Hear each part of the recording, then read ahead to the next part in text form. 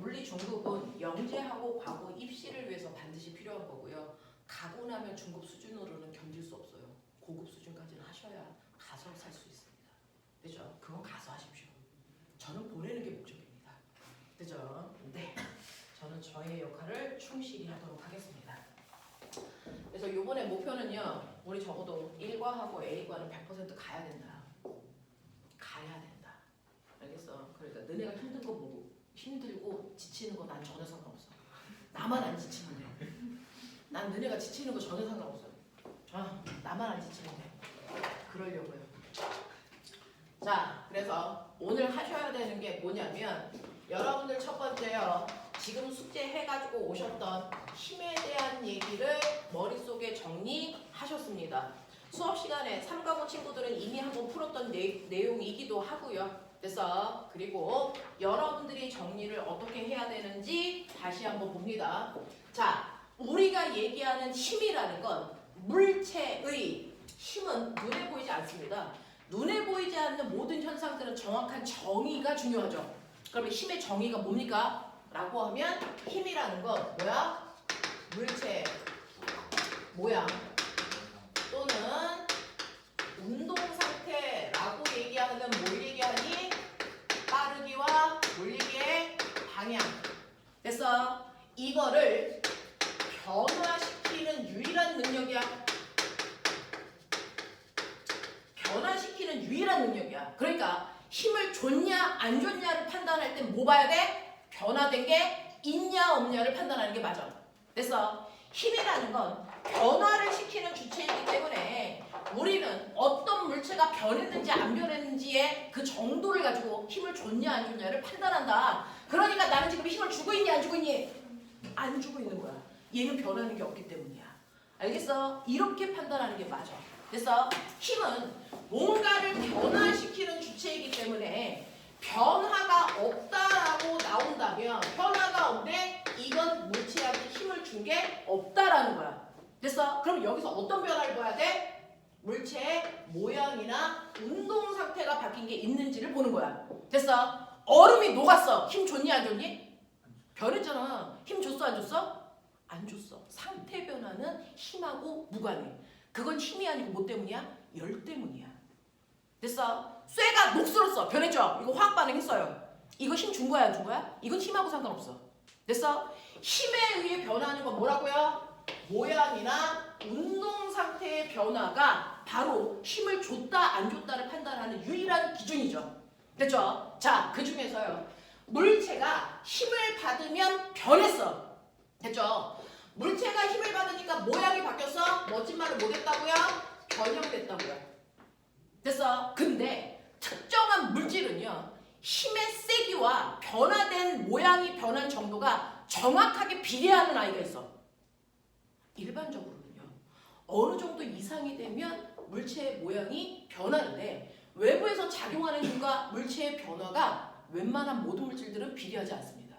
근데 특이하게 물체가 변형된 정도와 외부에서 작용한 힘이 정확하게 비례해서 나타나는 아이가 있다면 우리는 이 변형된 정도를 가지고 외부에서 작용한 힘의 크기를 뭐 할 수 있다? 측정이 가능합니다. 맞습니까? 이게 누굽니까? 이게 용수철입니다. 그래서 용수철은 외부에서 작용한 힘하고요. 변형된 정도가 정확하게 비례하는 관계를 가지고 있기 때문에 그거 가지고 힘의 크기를 측정하는 유일한 저울로 사용하죠. 그게 바로 뭡니까? 용수철 저울입니다. 됐죠? 그 성질을 가지고 있는 유일한 아이이기 때문에 이거 가지고 힘의 크기를 측정할 수 있는 유일한 도구로 쓴다? 그게 바로 용수철 저울이다. 그래서 용수철 저울은 변형된 정도와 작용한 힘의 크기가 비례하기 때문에 이거 가지고 외부에서 작용하는 힘의 크기를 측정할 수 있더라. 됐어? 그러면 어떤 용수철이 있는데 A라는 용수철은요. 가늘고 얇기 때문에 10N의 힘을 주면 잘 늘어나는 A라는 용수철도 있겠죠.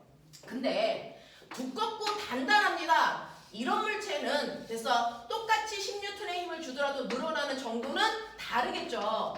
이 B라고 하는 용수철은 10N의 힘으로 당기면 2cm 늘어나서 멈춰. 됐어? 근데 A라고 하는 가늘고 얇은 아이는 10N의 똑같은 힘을 주면 얘는 무려 10cm 늘어나서 멈춘다고요. 됐어. 네. 용수철마다 똑같은 힘을 줘도 늘어난 정도는 다르지만 하나의 같은 용수철이라면 작용하는 힘하고 늘어난 길이는 정확하게 뭐한다? 비례하더라.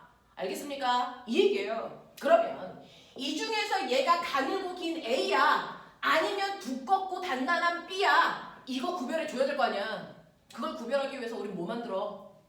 그 용수철이 얼마나 잘 늘어나는지 정도를 숫자로 표현한 거지만 네, 용수철 상수라는 값으로 그 용수철이 얼마나 잘 늘어나는지를 표현해 줄 거잖아. 됐어? 그 용수철 상수라는 건 모든 용수철을 1m 잡아당기기 위해서 필요한 힘의 크기로 나타낼 거잖아. 그쵸? 그렇다면 A라는 용수철의 용수철 상수는 얼마니? 불러라. 얘 뭡니까? 10N의 힘을 주니까 0.1m 늘어나잖아.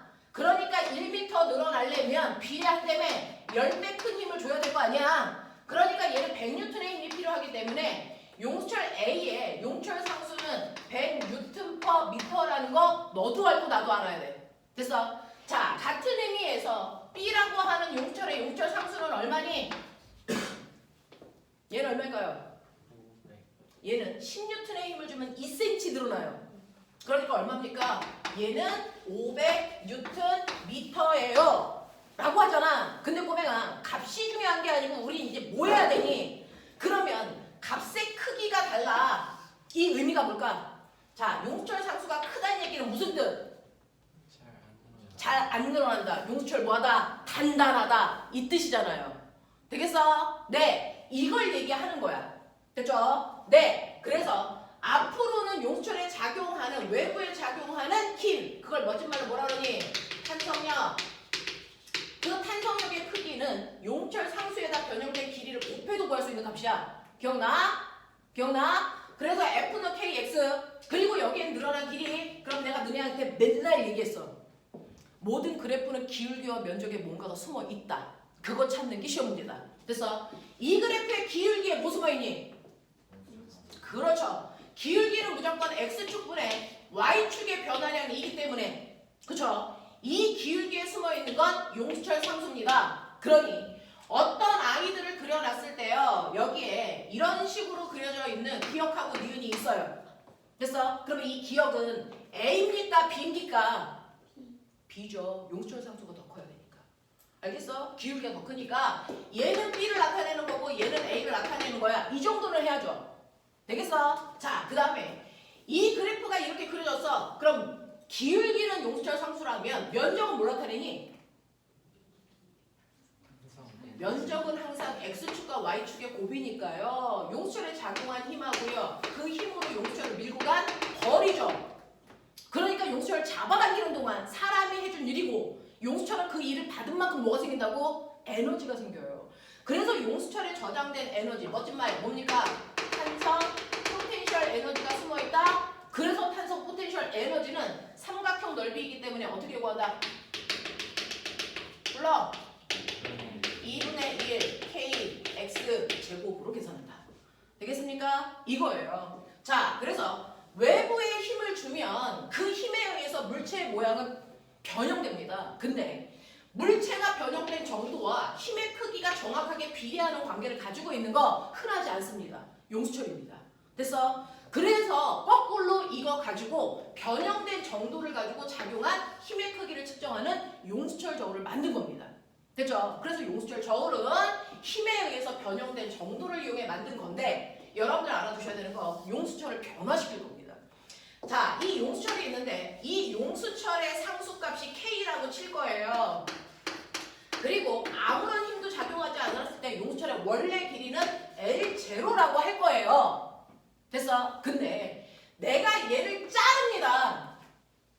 그래서 이렇게 잘라놓은 하나에다가 물체를 매달 거예요. 얘는 10N의 물체를 매달면 10cm 늘어나는데 그럼 반으로 잘라서 여기다가 매달면 됐어? 늘어난 길이는 얼마입니까? 인 거예요. 10cm의 10N의 힘이 작용했다는 건 사실은 여기도 10, 여기도 10, 여기도 10, 여기도 10 모든 용수철 부위마다 같은 크기의 힘이 작용합니다. 실처럼. 그랬을 때 그 힘에 의해서 모든 게 다 등간격씩 늘어납니다. 그걸 다 합했을 때 그 길이가 얼마라는 거야? 10이라는 거거든요. 그쵸? 근데 이걸 반토막으로 잘라버리면 똑같이 작용하는 힘의 크기는 10N, 10N, 10N이지만 늘어날 수 있는 간격의 개수가 절반으로 줄어듭니다. 그러니까 늘어난 길이는 절반일 수밖에 없어요. 그래서 얘가 10cm 늘어나면 얘는 겨우 몇 cm? 5cm 늘어나요. 됐죠? 근데 자른 게 하나가 아니고 반으로 잘랐으니까 두 덩어리일 거 아니야. 그러니까 그 두 덩어리를 이렇게 연결해서 거기다가 10N이라는 물체를 매달면 늘어난 길이는 얼마일까? 2.5. 네, 2.5예요. 왜냐면 여기에 두 덩어리니까 아까 혼자 있을 때는 얘가 10으로 잡아당기면 얘는 10으로 잡아당겨줘야죠. 근데 두 개를 이렇게 연결을 하면 사실은 얘한테 작용하는 힘은 5N밖에 안 돼. 얘한테 작용하는 힘은 얼마밖에 안 돼? 5N밖에 안 돼. 그래서 둘이 합해서 10을 만든 거니까. 그쵸? 그래서 힘의 크기도 절반밖에 안 되기 때문에 늘어난 길이는 절반. 그래서 5cm가 아니고 2.5cm가 늘어나는 게 맞아. 라는 거야. 그러면 꼬맹아, 이렇게 연결할수록 같은 크기의 힘을 줬을 때 늘어난 길이가 줄어든다는 얘기는 용수철이 가늘고 길 땐 잘 늘어나니까 용수철 상수는 작고요. 잘 안 늘어날 땐 용수철 상수가 커야 된다 그랬잖아요. 이렇게 되면 얘는 사실은 이렇게 된 용수철 하나의 느낌인 거죠. 훨씬 두껍고 단단해집니다. 그러니까 용수철 상수가 뭐해지는 겁니까? 커지는 겁니다. 됐어. 그러면서 저 하나만 할게요. 원래 늘어나기 전 길이에다가 용수철 상수를 곱한 값은 항상 일정합니다. 근데 네가 얘 길이를 반으로 자르면 이 길이가 2분의 1로 잘라지는 그 순간 용수철 상수는 뭐 해줍니까? 2배 커지는 효과가 나타납니다. 맞아? 짧아질수록 용수철 상수는 커져서 더 단단해지는 느낌인 거야. 알겠어? 이런 얘기고 이때 그러면 얘 용수철 상수 하나가 2K로 바뀌었다면 얘도 용수철 상수 하나가 뭘로 바뀐 거야? 2K. 그거 두 개 합쳐서 단단해진 거잖아. 그러면 이럴 때는 몇 K로 바뀐 거야? 4K짜리가 된 거야. 알겠어? 이런 느낌으로 바뀌어. 무슨 말인지 알아? 근데 거꾸로 하자. 그러면 얘 하나 용수철이 10N의 힘을 매달면 물체를 매달면 10cm 늘어나. 근데 이 용수철을 하나를 밑으로 더 달아. 그러면 얘는 짧아진 게 아니고 뭐해지는 느낌이야? 길어진 느낌이야. 몇 배? 그럼 봐봐. 이 길이가 2배 길어졌어. 용수철 상수는 뭐하니? 절반으로 줄어들어요. 용수철 상수가 줄어들었다는 얘기는 더 잘 늘어나는 거죠. 몇 배? 2배 더 잘 늘어나야 된다는 얘기야. 그래서 여기다가 이렇게 10N짜리 물체를 매달면요. 사실은 10이야. 그러니까 얘 혼자서도 10cm 늘어나고 얘 혼자서도 몇 cm 늘어나? 10cm 늘어나요. 그러니까 총 늘어난 길이 얼마가 돼? 20cm가 되는 거야. 알겠어? 이겁니다. 이거 가지고 자소서도 열나 많이 씁니다. 알겠냐? 용수철 상수의 변화에 영향을 주는 건 뭘까? 알겠냐? 이런 것들 쓰셔도 무방해요. 같은 1cm 안에 얘를 몇 번 돌려 감았냐? 이것도 영향 준다고요. 알겠어? 네, 이런 것들입니다.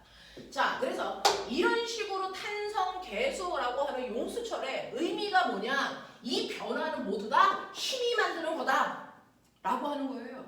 됐죠? 네, 라고 하는 이러한 물체의 변화를 유발시키는 이 힘이라고 하는 거 우리 중학교 통틀어 몇 개 배웠는데 1학년 때만 해도 4개 배웠고요. 2학년 때 전기력, 자기력 합쳐서 총 6개 배웠단 말이야.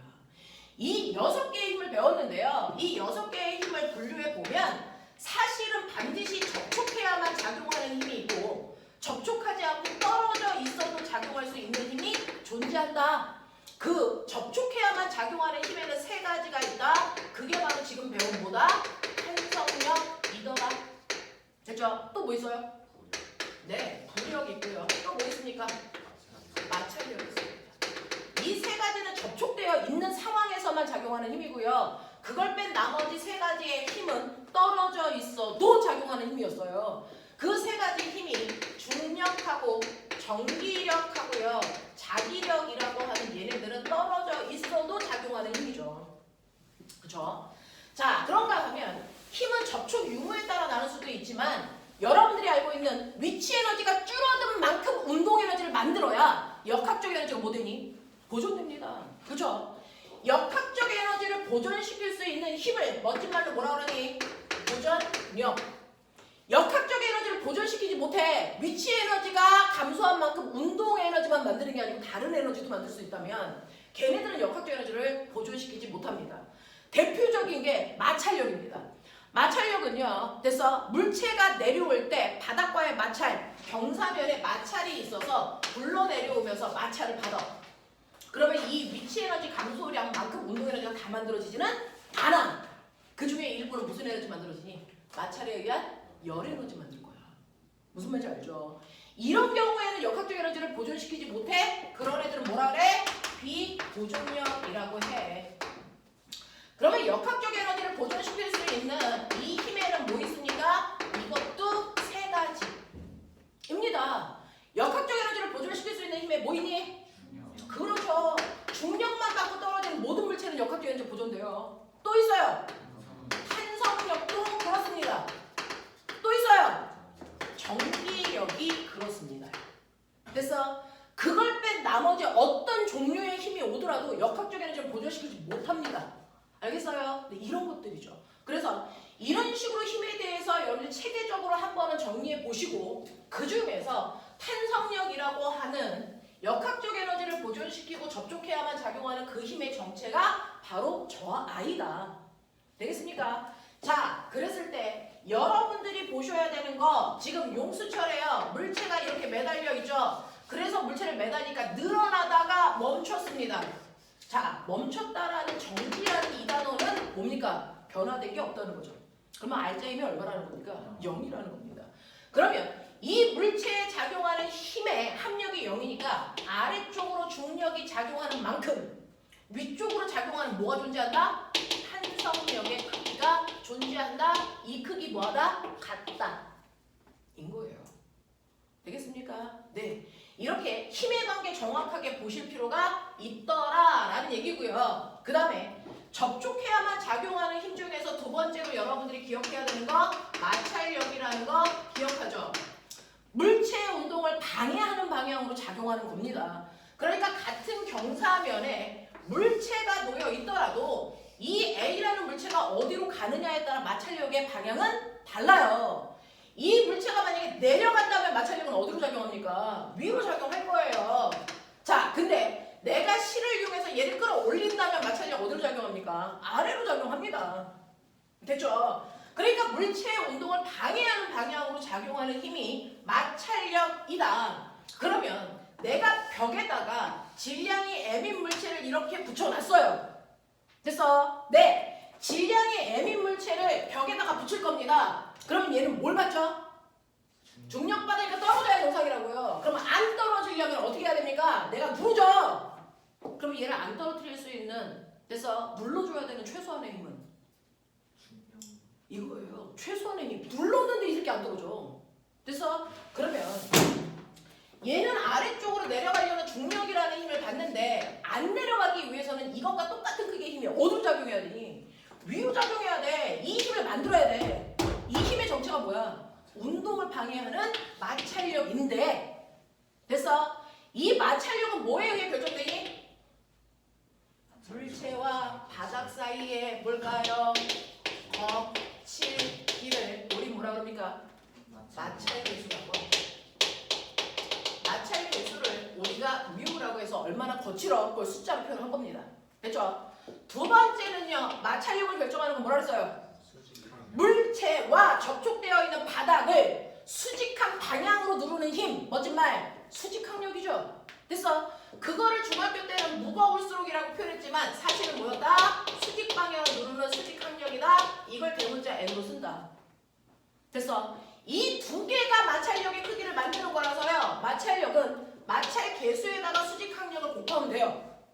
어떨 땐 수직항력은 무게로 계산할 때도 있고요. 지금 얘는 물체의 무게가 수직항력을 만들지 않죠. 벽면을 누르는 이 힘은 무게하고 상관없잖아요. 이 힘을 만들어줘야 된다고. 그래서 내가 눌렀다고. F. 됐어? 그러면 내가 눌러주는 이 힘 자체가 얘한테 벽면을 누르는 뭘 만든 거야? 수직항력 만든 거야. 되겠어? 그러면 아래쪽으로 작용하는 무게만큼의 마찰력을 만들어야 되는데 물체와 바닥 사이 거칠기는 뮤이고요. 수직항력은 내가 눌러주는 힘이라고요. 그러니 내가 눌러줘야 되는 이 힘의 크기는 뮤분의 mg만큼의 힘을 만들어야 돼. 예를 들어 물체와 바닥 사이의 거칠기 마찰계수가 0.1이라고 치고요. 이 물체의 질량은 2kg이라고 칠게요. 그러면 2 곱하기 중력 가속도 맞아. 그래서 계산하면 얼마만큼의 힘을 줘야 돼요? 200N로 눌러줘야 이 새끼 안 떨어져? 이런 얘기잖아요. 납득이 되냐? 이런 얘기예요. 이런 얘기예요. 근데 꼬맹아, 얘는 지금 여기가 벽이니까 눌렀을 때 가겠니 안 가겠니? 안 가요. 그러니까 누르는 만큼 수직항력을 만들어요. 옌병할 이 새끼가요 가요.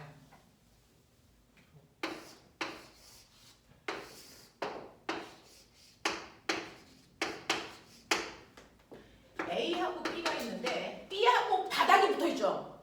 여긴 마찰이 없어요. 그러면 얘가 A가 B랑 안 떨어지게 여기에는 마찰계수가 존재하거든요. 뮤만큼. 이거 안 떨어지게 하려면 여기서 눌러야 되는 힘이 얼마냐? 이 문제예요.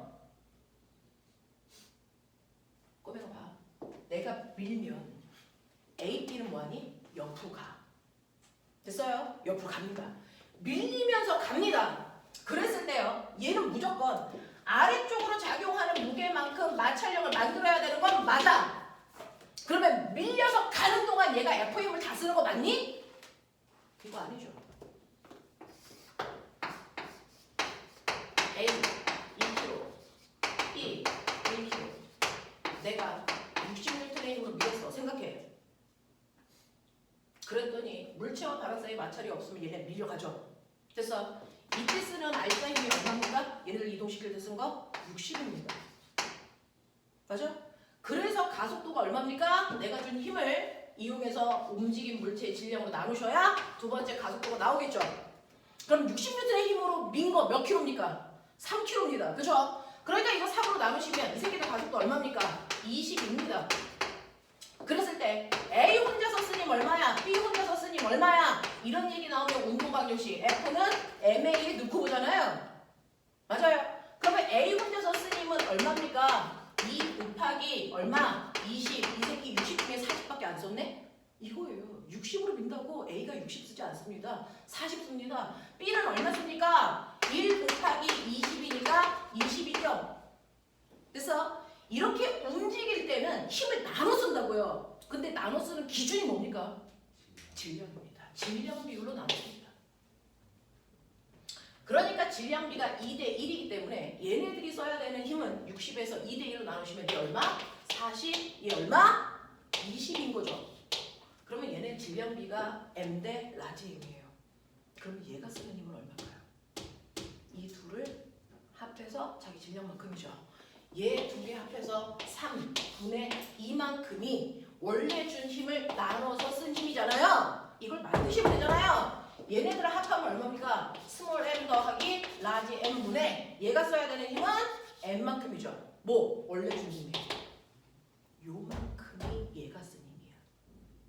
됐어? 얘가 쓴 힘이야. 그러면 이만큼을 쓰고 건네주는 힘이 누르는 힘이죠. 얼마 건네줍니까? 얘가 쓰는 힘만큼 건네주죠. 그럼 건너가는 힘은 이거라고. 맞아? 그 힘만큼이 A가 B를 누르는 힘이야. 그게 마찰력을 만들어. 알아?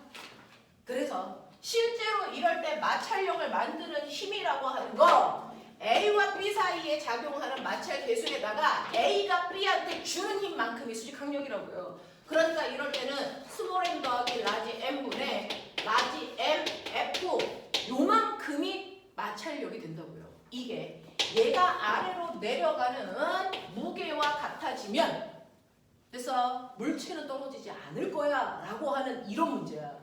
이게 너네가 하는 가장 마찰력에서의 가장 하이 레벨이야. 이게 고급에 해당되는 문제고 너네 과고 가면 배울 문제입니다. 과거에서 다루는 가장 난이도 높은 거 이거 하나면 끝나는 거야. 알겠어? 요 정도 수준이야. 됐죠? 네. 그래서 정지되어 있을 때는 누르는 만큼 수직항력을 만들지만 밀고 갈 때는 내가 쓰고 나머지 힘 넘겨주는 만큼이 수직항력이 된다 라고 하는 것만 기억하자 라는 겁니다. 이런 겁니다. 그래서 마찰력이라는 건 물체와 바닥 사이의 거칠기 하고요. 수직항력에 의해서 결정이 됩니다 라는 얘기입니다. 그러면 이렇게 물체가 있는데 한 놈은 뉘어나 한 놈은 세워나 마찰력 누가 커? A야 B야?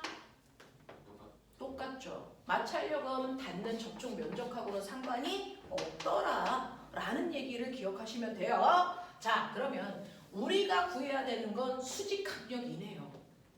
그죠? 우리가 구해야 되는 건 수직항력입니다. 바닥에 물체 있습니다. 아까 수빈이가 저한테 물어봤습니다. 바닥에 물체가 있습니다. 이 새끼 2kg이고요. 제가 비스듬한 방향으로 F라는 힘으로 당길 거야. 그리고 물체와 바닥 사이에 마찰 계수는 얼마냐면 μ예요. 그러면 내가 당기는 힘과 마찰력 중에 누가 더 크냐에 따라 가냐 안 가냐가 결정될 거야. 맞아. 그러면 얘가 움직일 수 있는 최소한의 힘은 내가 당기는 이 F-라고 하는 이 힘의 크기가 마찰력의 크기와 같은 그 순간부터 움직이기 시작해. 이렇게 가면 되잖아요. 맞아요? 네. 자, 움직이기 직전의 마찰력이 바로 최대정지 마찰력. 이거랑 같은 그 크기의 힘부터 움직이기 시작할 거야. 됐어? 네. 이거보다 조금이라도 더 크면 움직일 거야. 이런 얘기잖아요. 네. 그거 구하면 되는 거야. 자, 그래서 우리는 이걸 같을 때를 구해서 그거보다 조금이라도 더 크면 된다. 이렇게 답을 할 건데 이때요. 그러면 얘를 마찰력은요. 마찰 계수에다가 수직항력 곱하면 되는데 이 수직항력의 정체가 뭐냐는 거예요. 얘는요. 바닥을 얼마나 누릅니까? 20N이죠. 이게 수직항력이면 좋겠죠. 근데 그렇지 않아요. 얘 왜? 얘 위쪽으로 당기는 힘이 생겨요. 왜? 이 힘을 분해하면 수평으로 당기는 힘도 있지만 수직으로 들어 올리는 힘도 있죠. 이 힘만큼이 얘가 바닥을 누르는 힘을 가볍게 만들어준다고요. 무슨 말인지 알아? 그러면 위로 당기는 이 힘이 얼마일까? 요거 생각하는 거잖아요. 이 각도가 세타라고 치자. 그러면 수평 방향의 힘과 수직 방향의 힘을 평행사변형 그렸을 때 됐어? 대각선의 길이가 F라는 힘이니까 그러면 이거 들어올리는 요 힘의 크기가 바로 얘잖아요. 얘가 얼마입니까? F 사인 세타만큼이 위로 살짝 똥꼬를 들어. 그러면 얘가 살짝 똥꼬를 드는 힘이 만약에 계산해도 5N이라고 시작. 중력은 바닥을 누르는 힘이 20인데 똥꼬를 살짝 드는 힘은 5N이야. 그럼 실제로 바닥을 누를 수 있는 건 15밖에 안 되는 거야. 그게 마찰력을 만드는 거야. 됐어? 근데 5N인지 모르잖아요. 계산해야죠. 자, 그래서 바닥을 누르는 힘은 물체의 중력에서 위로 살짝 들어 올리는 F 사인 세타를 집어넣은 값이 실제로 바닥을 누르는 값이야. 그래서 이 크기가 내가 옆으로 잡아당기는 힘의 크기보다 약간 작으면 그때부터 움직이는 거잖아. 그러면 내가 잡아당기는 그 힘의 정체는 뭐야? 바로 요 힘이죠. 요 힘은 얼마입니까? F 코사인 세타에 해당되는 힘이야. 맞아? 네! 그래서 이게 F 코사인 세타랑 같아지는 그 순간부터 움직일 수 있어요? 이렇게 얘기하면 되잖아. 맞냐? 그러면요. 여기의 각도를 아까 30이었니? 수빈아? 네. 그러면 30이니까 코사인 30은 그 어려운 2분의 루트 3. 사인 30은 그 어려운 2분의 1. 마찰계수 얼마나 줬어? 0.1. 몇 번인지 모르겠지만 그 문제가 있었어요. 됐죠? 그래서 이거 풀어보자는 얘기죠. 2 마이너스 20분의 1 F는 2분의 루트 3 F다. 되겠습니까? 루트 3을 1.7로 바꿔놓고 계산을 그 책에서 했어요. 됐죠? 그 책에서는 루트 3을 1.7로 바꿔놓고 계산을 했어요. 그럼 이거 계산하면 얼마니? 20분의 17이죠.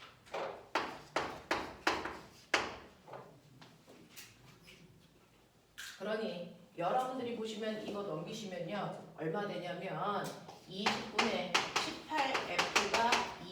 그럼 F는 됐습니까? 얼마입니까? 9분의 20. 맞아? 나 단수했다. 그죠? 요만큼의 힘으로 당기면 돼요. 이런 얘기예요. 되겠어? 이거 몇 번이었니 수빈아? 16.9번. 네, 그렇대요. 그렇죠? 이런 것들 해결하셔야 됩니다. 그래서 수직항력의 정체가 뭔지를 기억하셔야 되고요. 그 다음에 여러분들이 작용하는 거 됐죠? 실제로요. 물체가 빗면에 있어요. 빗면에 있으면 이런 식으로 해서 질량이 m입니다. 그러면 얘가 중력이 이 방향으로 mg라는 힘이 작용하고요. 저 궁금해요. 꼬맹아, 이 물체 A에 작용하는 힘 몇 개 있냐? A에 실제로 작용하는 힘 몇 개 있어? 3개. 3개? 어떻게? 중력, 마찰력, 수직항력. 오. 그럼 마찰이 없다면 2개. 마찰이 있다면 3개. 맞습니까? 네. 자, 그래서 이렇게 빗면에 놓으면 물체는 바닥면에 있으니까 모든 바닥면에 놓여져 있는 물체는 바닥면과 90도 방향으로 밀어 올리는 수직항력이 작용하죠. 그렇죠? 그래서 이 두 힘의 합력에 의해서 이 물체가 미끄러져 안 미끄러져 이런 것들이 이제 결정이 되는 건데, 됐죠? 자, 우리는요 여기에서 이 중력이라고 하는 힘을 분해합니다. 경사면과 나란한 방향으로 작용하는 힘과 경사면을 수직으로 누르는 힘으로 분해를 해요. 그렇죠? 경사면과 나란한 방향으로 작용하는 힘을 Fx라고 하니 이 중력의 Fx라고 하자. 누르는 힘을 Fy라고 하자. 이 두 힘을 평행사변형 그렸을 때 대각선이 중력이라는 mg의 힘이야. 그랬을 때 요 각도가 세타면 반드시 세타여야 되는 게 있습니다. 뭐냐면 중력과 수직항력 사이에 요 각도가 무조건 세타여야 되죠. 그렇다면 경사면 아래쪽으로 잡아당기는 이 힘의 정체는 얘야. 맞아? 얘라고. 근데 요 각도가 90도니까 요 각도도 90도야. 그러면 이 자체가 직각삼각형에 해당되는 형태를 띌 거고요. 요 힘의 크기가 mg야. 맞죠? 그렇다면 얘는 얼마냐? 요게 문제 아닙니까?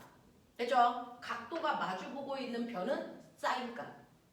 각도 옆에 있는 변은 코사인값. 맞습니까? 그러니까 얘는 얼마냐면 mg 보이십니까? 네, 사인 세타죠. 그 힘이 물체를 경사면에 놨을 때 물체를 아래 방향으로 싹 내려가게 하는 힘이라고요. 그래서 이거 뭐라고 외우라고 했어요? mg 싹 내려가 세타. 못 외우면 병신. 알겠습니까? 그리고 물체가 경사면을 콩 누르는 힘이에요. 이게. 됐죠? 그게 뭡니까? mg 콩 눌러 세타만큼으로 mg가 나눠져요. 그래서 이 힘만 있다면 얘가 누르는 만큼 바닥면이 밀어 올리는 수직항력이 생깁니다. 그래서 수직항력의 크기는 언제나 mg 콩 눌러 세타라서 얘하고 얘가 상쇄돼. 그러니까 실제로 빗면에서 물체를 움직이는 힘은요 마찰이 없다는 전제 조건 하에 아래쪽으로 내려가는 경사력이 실제로 물체를 아래쪽으로 잡아당기는 힘이 된다. 됐어? 그래서 이 물체에 작용하는 힘은 mg 쌍 내려가 세타라는 힘이 알짜 힘이 돼. 그러면 얘를 놨을 때 내려가니까 가속도 생기겠지. 가속도의 크기 얼마입니까? 라고 하면 알짜 힘을 질량으로 나누면 되니까 질량으로 나눠보세요. 그러면 얼마 나옵니까? 경사면에서는 언제나 g 사인 세타의 가속도를 갖는다. 이런 얘기예요. 그러면 각도가 커질수록 가속도의 크기는 무엇입니까?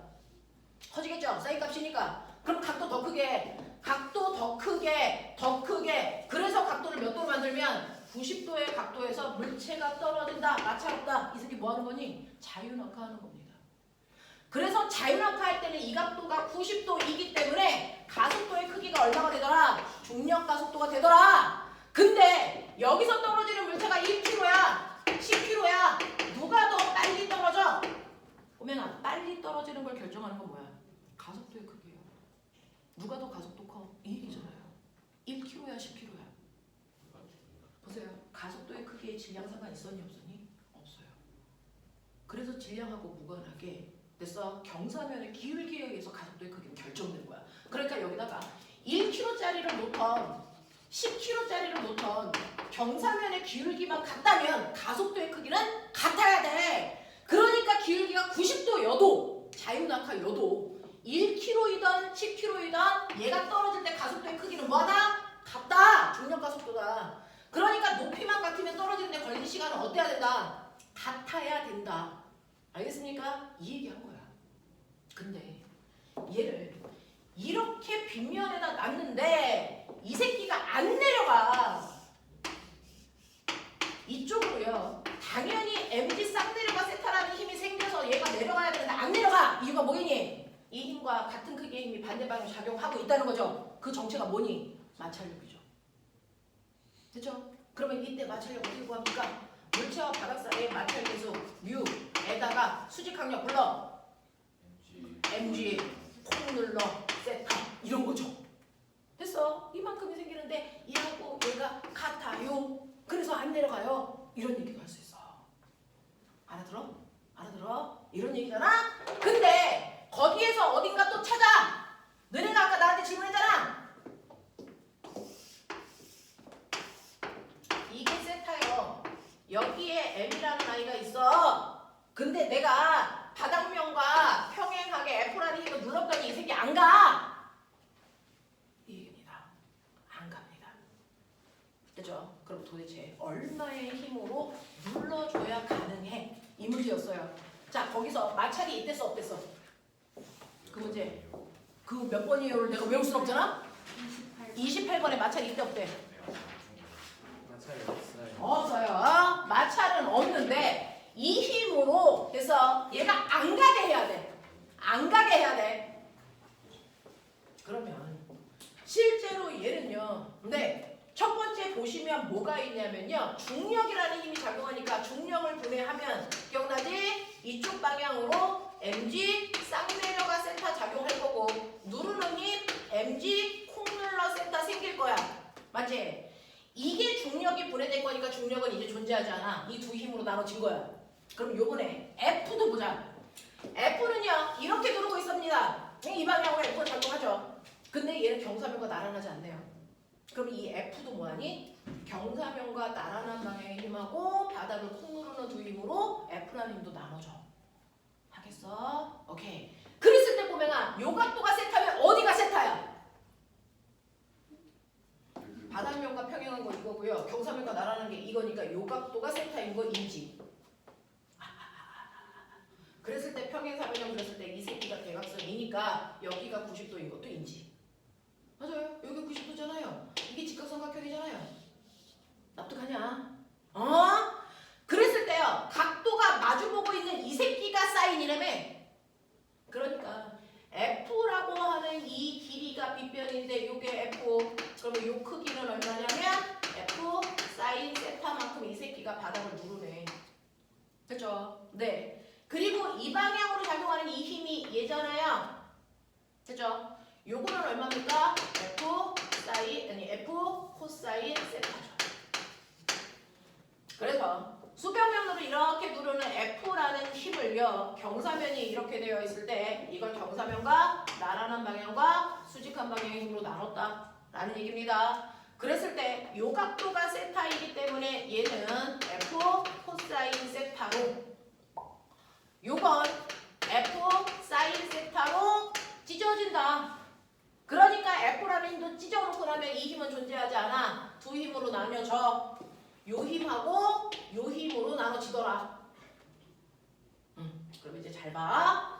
수평면에서요. 이제 존재하는 힘은요. 경사면과 나란한 방향의 요 힘과 요 힘이야.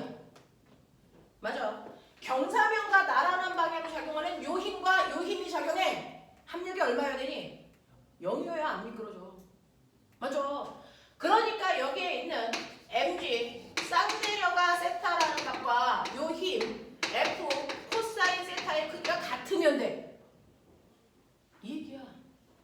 그죠? 네. 그러니 내가 눌러줘야 되는 f라는 힘의 정체는요. 이거 넘기시면요. 뭡니까? 코사인 세타분의 사인 세타죠. 그거 뭐니? 코사인 세타분의 사인 세타는 뭐니? 탄젠트 세타죠. 맞아요. 그러니까 mg 탄젠트 세타만큼의 힘의 크기를 주면 이 새끼 안 미끄러지겠네? 뭐 이런 얘기를 하고 있는 거야. 그러면 여기에서 얘가 바닥을 두 개가 누르는데 와 그럼 이리로 가야 되잖아. 안 가죠. 왜? 이 힘을 합한 것과 같은 크기로 뭐가 작용할 거니까 수직항력이 생길 거니까. 그러니까 얘가 바닥면이 밀어 올리는 수직 항력의 크기 N은 얼마입니까? 라고 하면 mg 콩룰러 세타에다가 힘에 의해서 누르는 힘 얼마요? F 뭡니까? 사인 세타 값을 더한 만큼의 수직 항력으로 만들어지더라. 이런 얘기야. 이해돼? 이제 비스듬한 힘이라는 건 존재하지 않아. 무조건 수평과 수직의 힘으로 분해하는 거야. 됐어? 그것과 극단적으로 여러분들이 보여줄 수 있는 문제가 또 하나 있었죠.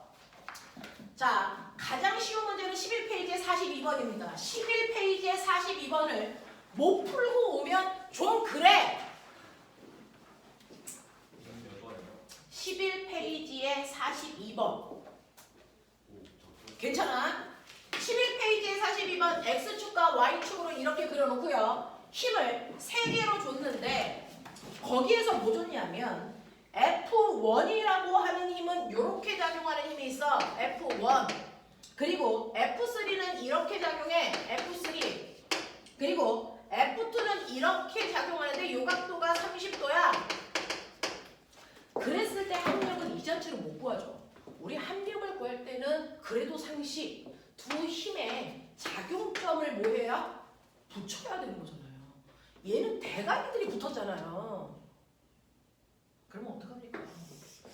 여러분들 요 방향으로 힘이 작용한다는 얘기는 사실은 이거 이동시키면 이 방향으로 작용하는 거 아니에요? F3? 맞아요. 또 붙여야죠. 이 힘도 이렇게 올리시면 이거 이렇게 작용하는 힘이 작용한다는 얘기잖아요. F1. 그죠? 얘도 똥꼬 맞추면 그대로 가시면 이 방향으로 F3, F2가 작용한다는 얘기잖아요. 이 각도가 얼마입니까? 30도예요. 맞아? 해? 그러면 여기에서 나는 X축 방향과 Y축 방향으로 합성할 건데 얘는 비스듬하니까 찢어야 된다 상식이야. 그쵸? 수평 방향의 힘하고 수직 방향의 힘으로 찢었을 때 얘가 대각선을 만들게 되는 거니까. 됐죠? 사실은 얘는 이 방향으로 힘이 작용한다. F2 코사인 30이니까 2분의 루트 3 F2만큼. 그렇죠? 이 방향으로 작용하는 힘은 얼마입니까? 2분의 1 F2의 힘이 작용한다라고 그려놓으시면 얘가 없어지잖아요. 그러면 깔끔하게 수평 방향과 수직 방향의 힘밖에 안 생겨. 맞아? 이렇게 보라고. 비스듬한 힘이라는 거 존재하지 않아. 알겠냐? 우린 컴퓨터야. 이진법이야. 0, 1 두 개밖에 없어. 알겠어? 컴퓨터가요. 실제로 연산해서 오류가 없는 이유가 단순한 숫자밖에 안 써요. 0 더하기 2를 못하는 새끼는 병신이거든요. 됐어? 이렇게 컴퓨터는 분명하고 간단한 숫자를 하기 때문에 연산 속도가 빠르고 정확한 거야. 근데 우린 너무 많은 숫자를 써. 0부터 9까지 쓰잖아. 그래서 우리가 오류가 발생하는 거야. 그러니까 우리도 앞으로 단순하게 하자. 0과 1만 쓴다. 알겠습니까? 그 얘기입니다. 비스듬한 거 존재하지 않습니다. 자, 이렇게 됐을 때 요 힘과 요 힘의 크기 같아야 돼요. 그러니까 F3의 크기가 2분의 루트 3 F2라고요. F1의 크기가 2분의 1 F2라고요. 그러니까 F1 대 F2 대 F3의 힘의 비율이 몇 대 몇 대 몇인지도 구할 수 있다고요. 알겠어? 이런 느낌이야. 이런 느낌이야. 비스듬한 힘이라는 건 존재하지 않아. 자, 그 다음에 내가요 47번 틀린 사람 손. 이거 근데요 처음 받았을 때 너네 쉽지 않은 문제여서 다 틀렸잖아요. 그죠? 근데 우리 다인이는 저걸 맞아왔어요. 아간데. 닥쳐. 자, 그렇다는 거죠. 자, 그 다음에 여러분들이 보셔야 되는, 됐죠? 이 힘에 대한 것 중 비스듬한 힘들 다 이렇게 다루는 게 맞습니다. 라는 얘기고요. 그러면서 제가 보여드리고 싶었던 게 뭐였냐면 꼬맹아 20페이지에 19번 하고요. 21페이지에 21번 19번하고 21번을 같이 보고 싶어요. 여러분들은요 이미 수업 시간에 마찰력, 탄성력, 부력, 자기력, 중력 이런 얘기들은 한 번쯤은 했고 그래서 그 수업을 못 들은 꼬맹이들한테 선생님이 그 수업 했던 영상들을 보내드렸단 말이죠. 자, 근데 각각의 힘을 물어보는 문제 나오지 않아요. 이 힘들이 어떤 일을 하느냐입니다.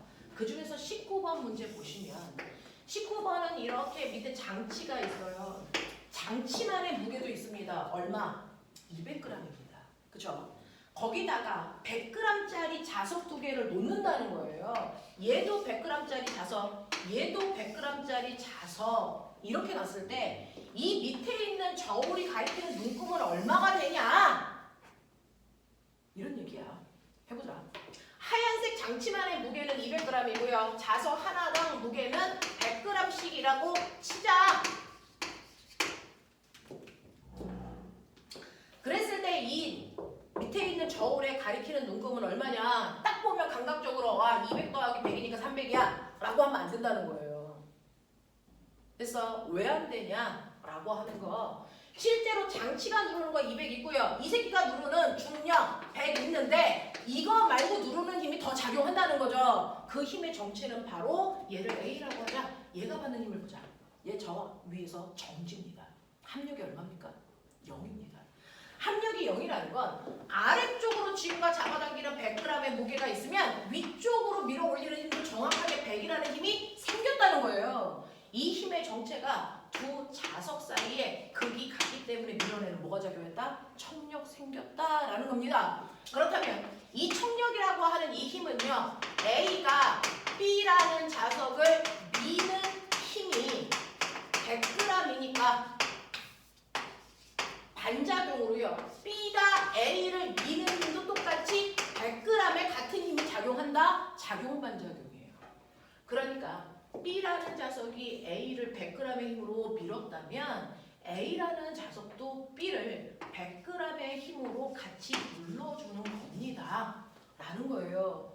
그러니 실제로 이 저울의 바닥면을 누르는 건 얘 무게까지도 같이 눌린다.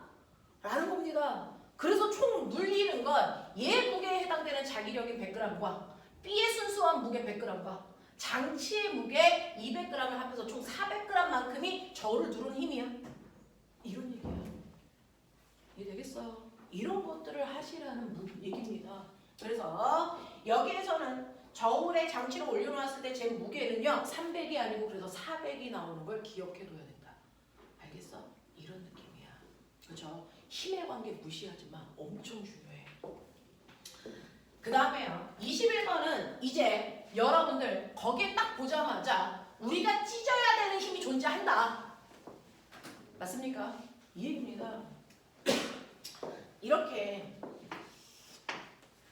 벽면에 됐죠? 벽면에 원래는 중력 방향 멋진 말 연직 방향으로 실이 늘어져 있어요. 정상. 근데 내가 땡기니까 얘가 이렇게 기우뚱하게 물체가 가 있는 거죠.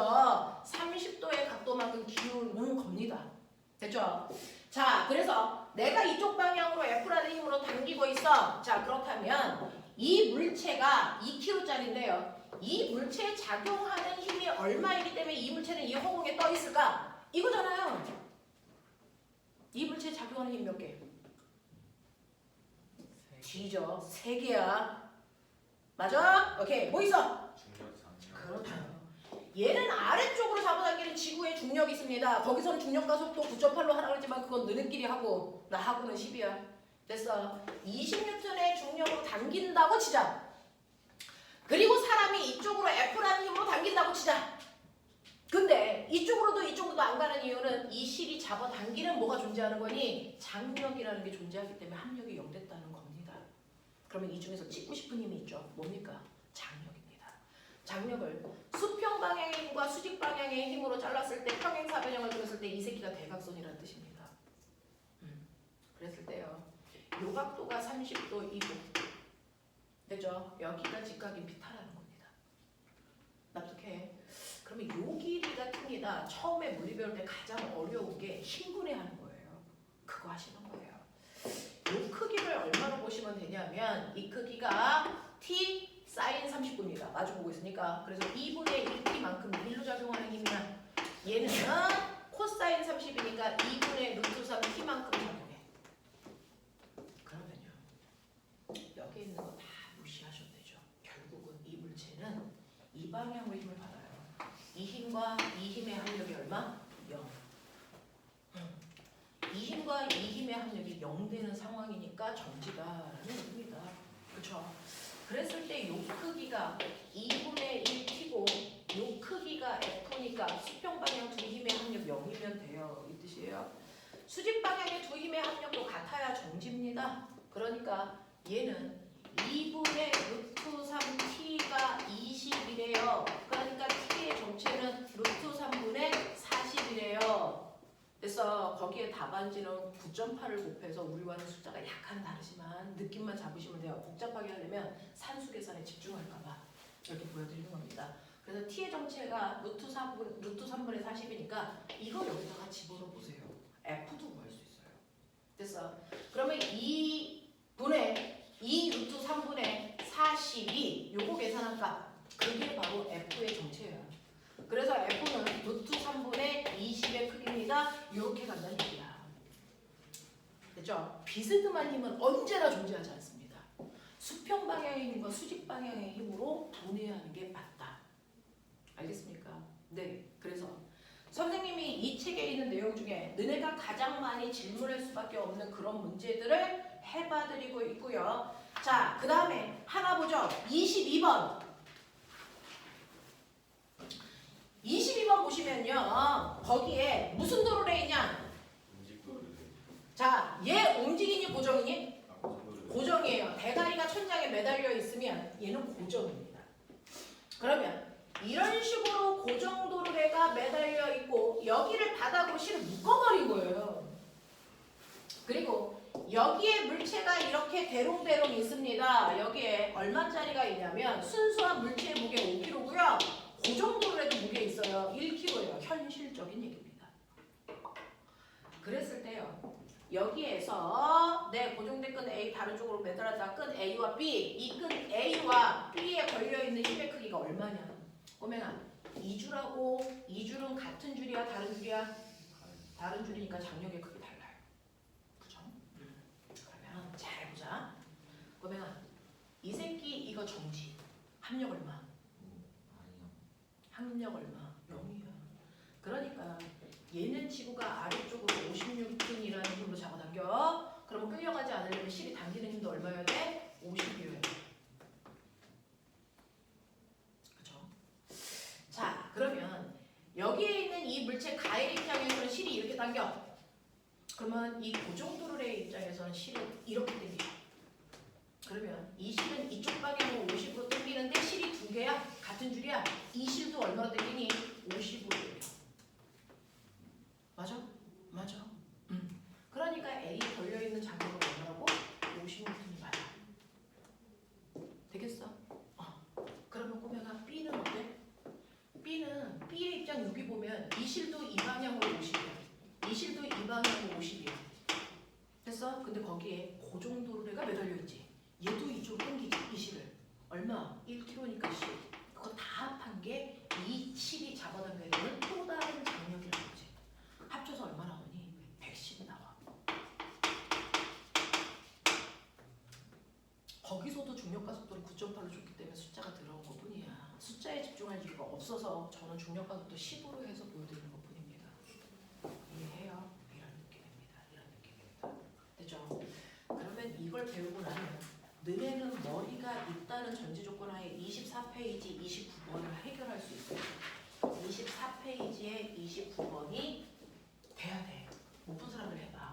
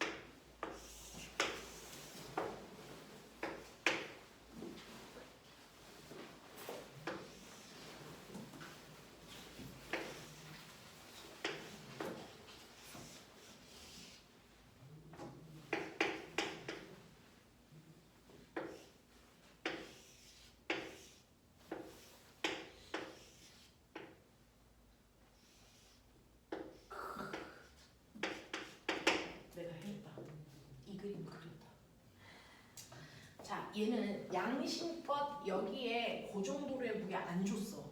대단히 양심 있는 아이야. 그죠? 양심이 없을 땐 죽습니다. 엄청 이상한 아이죠. 자, 근데 보면 같은 가닥을 빨리 찾아야 돼. 그죠? 얘가 같은 가닥이니까 힘의 크기가 어때야 되니? 같아. 그러니까 F로 당기면 됐어. 이 실도 여기에 있는 물체를 F로 위쪽으로 당기는 힘을 여기에 있는 가라는 물체한테 줄 거야. 자, 그러면 여기에서 보면 이 실에 걸려있는 힘은 얼마냐? 네, 얘는 이 방향으로 F로 당기는 힘, 이 방향으로 F라는 당기는 힘이 있으니까 이 실에 걸려있는 힘이 이 F여야 된다는 거야. 그러면 이거랑 같은 가닥을 찾아. 얘야. 그러니까 얘가 이 물체를 들어올리는 힘은 이 F여야 돼. 그러면 거꾸로 보면 이 도르래에 작용하는 힘은요. 그래서 합력이 0이거든요. 얘도. 그러면 이 실이 아래쪽으로 잡아당기는 힘이 EF고 얘도 아래로 잡아당기는 힘이 EF니까 요 장력이 이 도르래를 잡아당기는 힘은 4F인 게 정상이야. 그 다음에 같은 가닥을 또 찾으면 얘가 이렇게 되는 거야.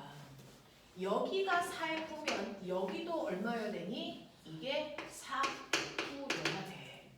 이렇게 그려줘. 그러면 이제 여기에 있는 가라는 물체의 입장에서 보면 위로 잡아당기는 힘의 크기와 아래로 잡아당기는 힘의 크기가 같으니까 이 위치에서 정지되어 있을 거야 라는 거예요. 이때 위로 잡아당기는 힘은 이 힘과 이 힘과 이 힘을 더한 만큼입니다. 그러니까 가라고 하는 물체는요. 실 세 가닥에 합해서 7F라는 힘으로 잡아당깁니다. 그게 물체의 무게 14N의 크기와 같아야 된다는 얘기입니다. 그러니 F라는 힘 하나의 정체는 2N의 크기를 나타냈다는 얘기입니다. 이런 느낌이야. 이런 느낌이야. 됐죠? 그래서 내가 잡아당긴 힘의 크기가 2N입니다. 라고 하는 거 기억해 두시고 그렇다면 이 실에 걸려있는 요건 얼마야? 이거죠. 요거 4F, 요거 4F니까 요거 얼마냐면 얘는 8F여야 된다는 얘기예요. 그러니까 2, 8, 26, 16N이라는 뜻입니다. 되겠어? 네.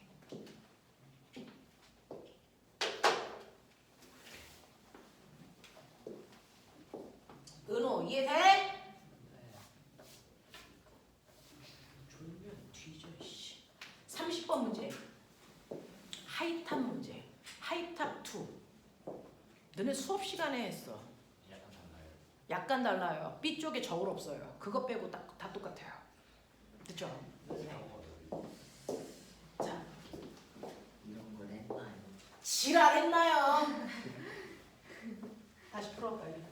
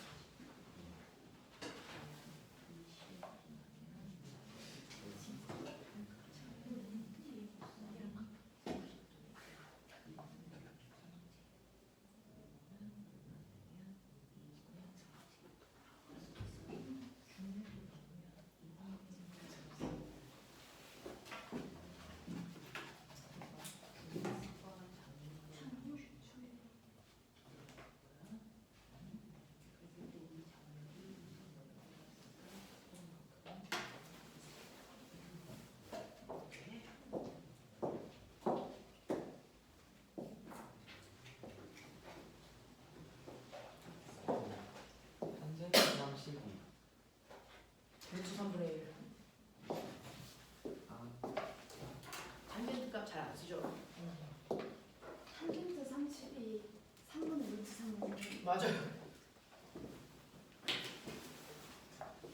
저는 삼가고 아이들을 여기서 한 7년째 가르치고 있는데 항상 코사인 30이 얼마인지 모르는 애들이 예외 없이 한두 명은 꼭 껴있어. 단젠트 모르는 아이들은 많죠. 코사인을 모르는 아이가 항상 있습니다. 근데 신기하게 그 아이들이 또 갑니다. 신기해요. 그러니까 과거는 엄청 준비가 잘 되어 있는 아이들이 시작해야 되는 거 아니야? 과거 대비? 아니야. 병신들이 시작해서 열심히 훌륭해져서 가는 곳이 과거야.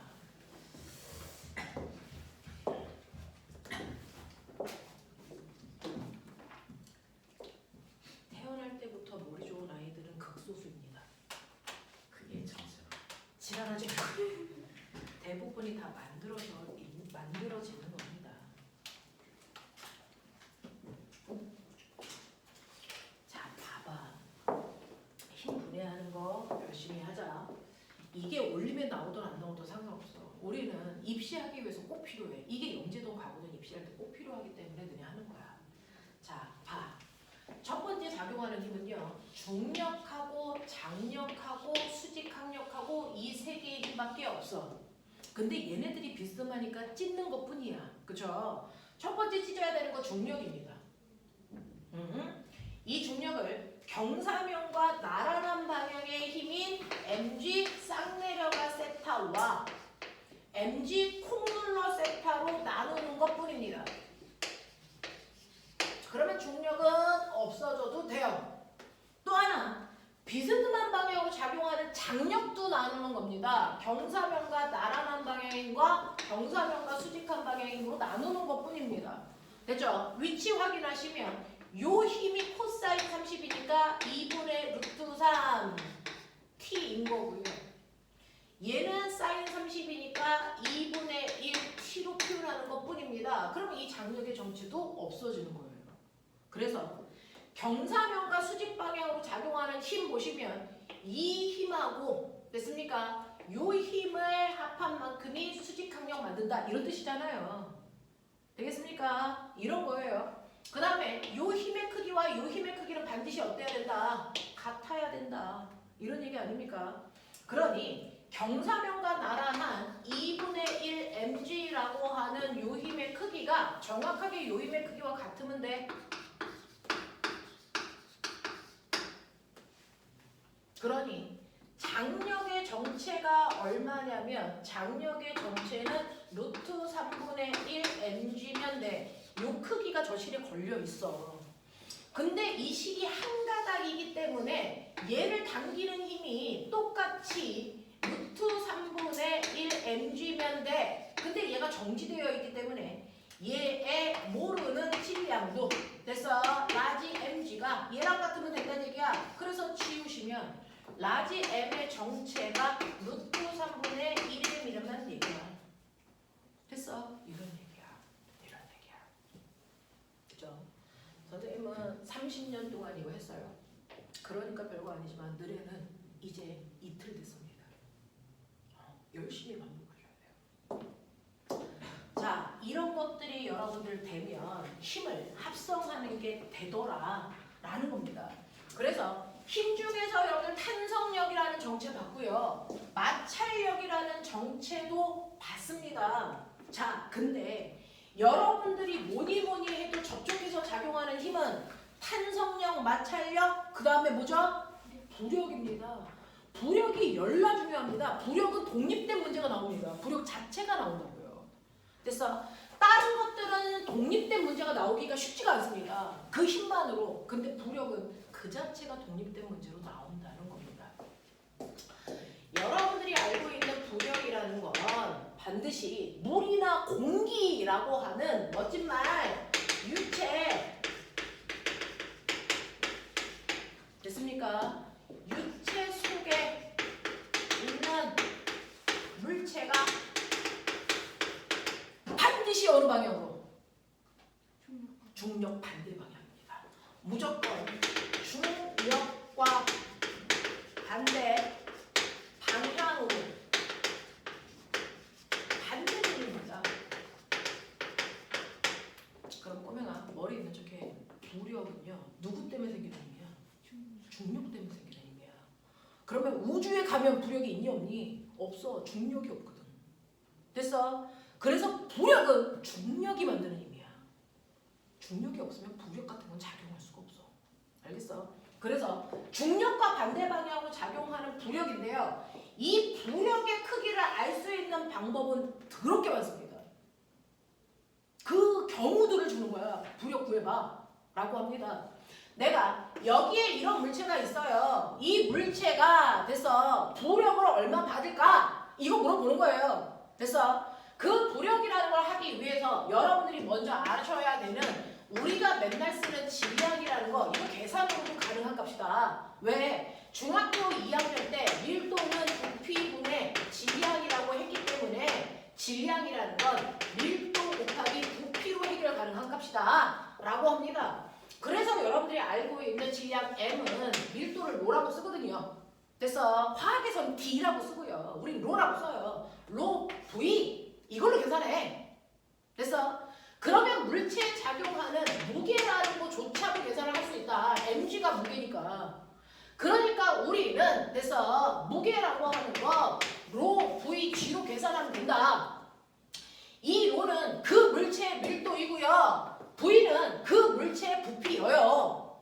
됐어? 그래서 이걸로 계산할 수 있는 게 질량과 무게도 계산 가능하다.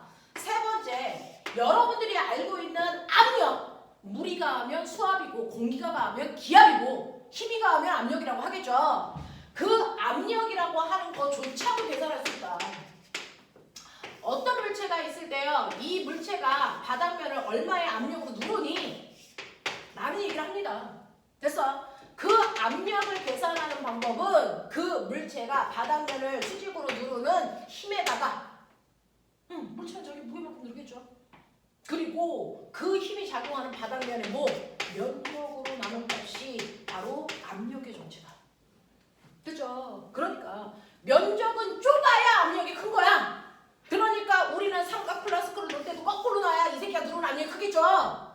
그죠? 누르는 힘은 세야 돼요. 그러니까 똑같은 아이를 놓더라도 물을 반만 채운 애보다 물을 다 채운 아이가 바닥을 누르는 압력이 더 크겠죠. 이런 얘기 한 거잖아. 맞아? 이런 거야. 그래서 압력이라는 거 프레스로 표현합니다. 압력은 단위 면적당 누르는 힘이야. 이게 압력의 정체야. 그렇다면 내가 압력은 면적분의 힘이야 라고 하면 이것만 기억하는 건 병신새끼죠. 그러면 힘은 압력에다가 그 압력이 작용한 면적 곱하면 돼. 이 얘기를 하고 있는 거잖아. 맞아? 이게 힘이라고요. 자, 근데 여러분들이 보시는 것처럼 누르는 힘은 보편적인 물체는 자기의 무게만큼 면적으로 누르겠죠. 근데 무게가 뭐라고 했냐면 로 vg니까 로 vg 로 집어넣어도 무방하죠. 근데 부피라고 하는 건 RM 면적 곱하기 높이인 거잖아요. 그죠? 그러니까 이 부피를 대신에 RM 면적 곱하기 물체의 높이로 바꿔놓으시면 얘가 이렇게 날아가잖아요. 그러니까 압력의 정체는 로 g h 이것도 가능하다고요.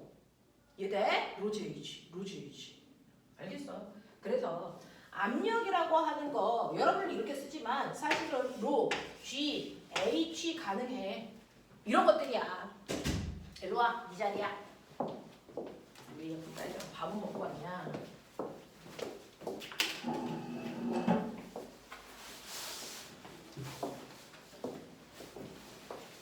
이런 식으로요. 여러분들이 보고 있는 질량이라는 것도 로브이로 무게도 로브이 G로 바꿀 수 있고 압력이라고 하는 거 그래서 로지 H라는 것도 가능하단 말이야. 이런 것들을 가지고 너네들이 기억해야 되는 거 물속에 있는 아이가 얼마만큼의 부력을 받을 수 있냐 이런 얘기입니다. 그래서 기본적으로 질량이라고 하는 거 로 V, 무게는 로 VG, 압력이라고 하는 거 로지 H, 힘이라고 하는 거 압력에다 면적 곱하면 돼. 이런 것들이잖아요. 됐죠? 이런 것들을 여러분들이 알고 있다라면 우리는 부력은 다양하게 구할 수 있다. 초딩 때도 부력 구했다. 초딩 때도 구했는데요. 저런 거 하나도 모를 때도 우리가 부력을 구했어요. 자, 이렇게 용수철 저울에 어떤 물체를 매달았어? 100N짜리야. 그러면 얘는 이 상태로 정지가 되어 있다면 이 아래쪽으로 작용하는 중력의 크기와 용수철이 작용하는 탄성력의 크기는 같으니까 정지됐겠구나. 탄성력이 100 작용하겠구나. 근데 내가 이 상태로 이 물체를 물속에 잠기게 할 거야. 그러면 이 물체에 작용하는 힘의 개수는 또 달라져. 뭐가 있냐면 중력도 있고 탄성력도 있지만 유체 속에 있기 때문에 중력과 반대 방향 밀어내는 모두 생기니 갑자기 부력도 생기는데 여기서 정지가 됐다는 건 결국 또 합력이 0이라는 거야. 그렇다고 해서 물체의 무게가 100이 아닐 수는 없어. 됐죠? 그러니 부력과 용수철이 잡아당기는 합력을 100만 드니까 탄성력이 100일 필요는 없거든요. 그래서 부력을 뺀 만큼의 탄성력이 생겨요. 그래서 용수철이 눈금이 70으로 바뀌었다고 치자. 그러면 부력은 얼마가 생겼다는 거야? 30이 됐다는 얘기야. 그러니까 탄성력이 줄었겠죠. 이런 얘기거든요. 그러니 부력을 알 수 있는 가장 쉬운 방법은 공기 중에서 측정한 물체의 무게에서 물에 잠기게 했을 때 됐어. 물속에서 받는 됐죠. 물체 용수철에 측정된 무게를 빼면 돼요. 그냥 쟀을 때는 100인데 물속에서 쟀을 때 용수철에 걸려있는 탄성력의 크기를 70으로 줄였잖아. 그러니까 이 값이 부력이기 때문에 부력은 30이야. 이거를 우리가 초딩 때 했단 말이야. 이해돼? 네. 이런 얘기예요. 자, 그래서 이렇게 측정을 할 수 있어. 근데 꼬맹아, 여기다가 내가 이런 식으로 저울을 놨다고 치면 이 저울의 눈금은 어떻게 될 거냐. 내가 맨 처음에 이 물체를 놓기 전에 그냥 물만 꼴딱꼴딱 있었어. 물만 꼴딱꼴딱 비커랑 있었단 말이야. 얘 무게가 200이었어. 그러면 당연히 이 저울은 200 가리켜. 그게 정상이야. 근데 여기다가 아까 그 물체를 이렇게 넣었더니 이 물체가 물속에서 받는 부력이 30인 거잖아. 물체의 무게는 100인데요. 물이 밀어올리는 부력은 30 생겼고요. 용수철에 작용한 탄성력은 70이 이 상태잖아요. 그러면 이 물체가 저울에 닿지 않았어. 그랬을 때 얘를 넣는 순간 이 저울의 눈금 바뀔까? 바뀌어. 왜? 우리 아까 이거 했지. 여기다가 자석을 A를 놓고 B를 놨었던 거 아니야? 200짜리에 100짜리 100짜리? 그러면은 여기에 있는 이 자석은 얘를 직접 누르지 않잖아. 그럼에도 불구하고 이거 200, 이거 100, 이거 100인데 이 저울의 눈금은 얼마가 된 거야? 400 됐잖아. 얘 무게가 작용했잖아. 어떻게 해요? 얘 무게만큼의 자기력을 만들었으니까 얘가 떠 있는 거잖아. 여기에서 이 물체가 실제로 바닥에 닿지 않아도 얘의 어떤 부분이 물에 작용합니다. 물을 누르는 힘을 만들어요. 뭐가 만들까? 이겁니다. 얘는 얘 무게만큼 자기력을 만들어서 그 자기력이 얘한테 작용해서 됐어. 눌러줬습니다. 여기에서 물과 물체 사이에 주고받는 힘이 생겨요. 물과 물체 사이에 주고받는 힘 뭡니까? 부력이 생기는 거예요. 자, 부력의 원래 이름을 찢어서 불러요. 중력은요, 지구가 물체를 당기는 힘이야. 부력은 말해봐. 부력은 뭐니? 사실은 물이 물체를 미는 힘이 중력과 반대방을 미는 힘이죠. 얼마? 30으로 밀어. 됐어. 물이 물체를 30의 힘으로 밀었어요. 그럼 이거에 뭐가 생겨야 됩니까? 반작용. 그 반작용이 뭡니까? 물체가 물을 눌러. 얼마? 30의 힘으로 이 물체가 여기에 있는 물을 30의 힘으로 눌러. 이게 생겨요. 부력만큼 물체가 물을 누른다. 그러면 그 눌리는 물은 당연히 여기 있는 체중계를 누르겠죠.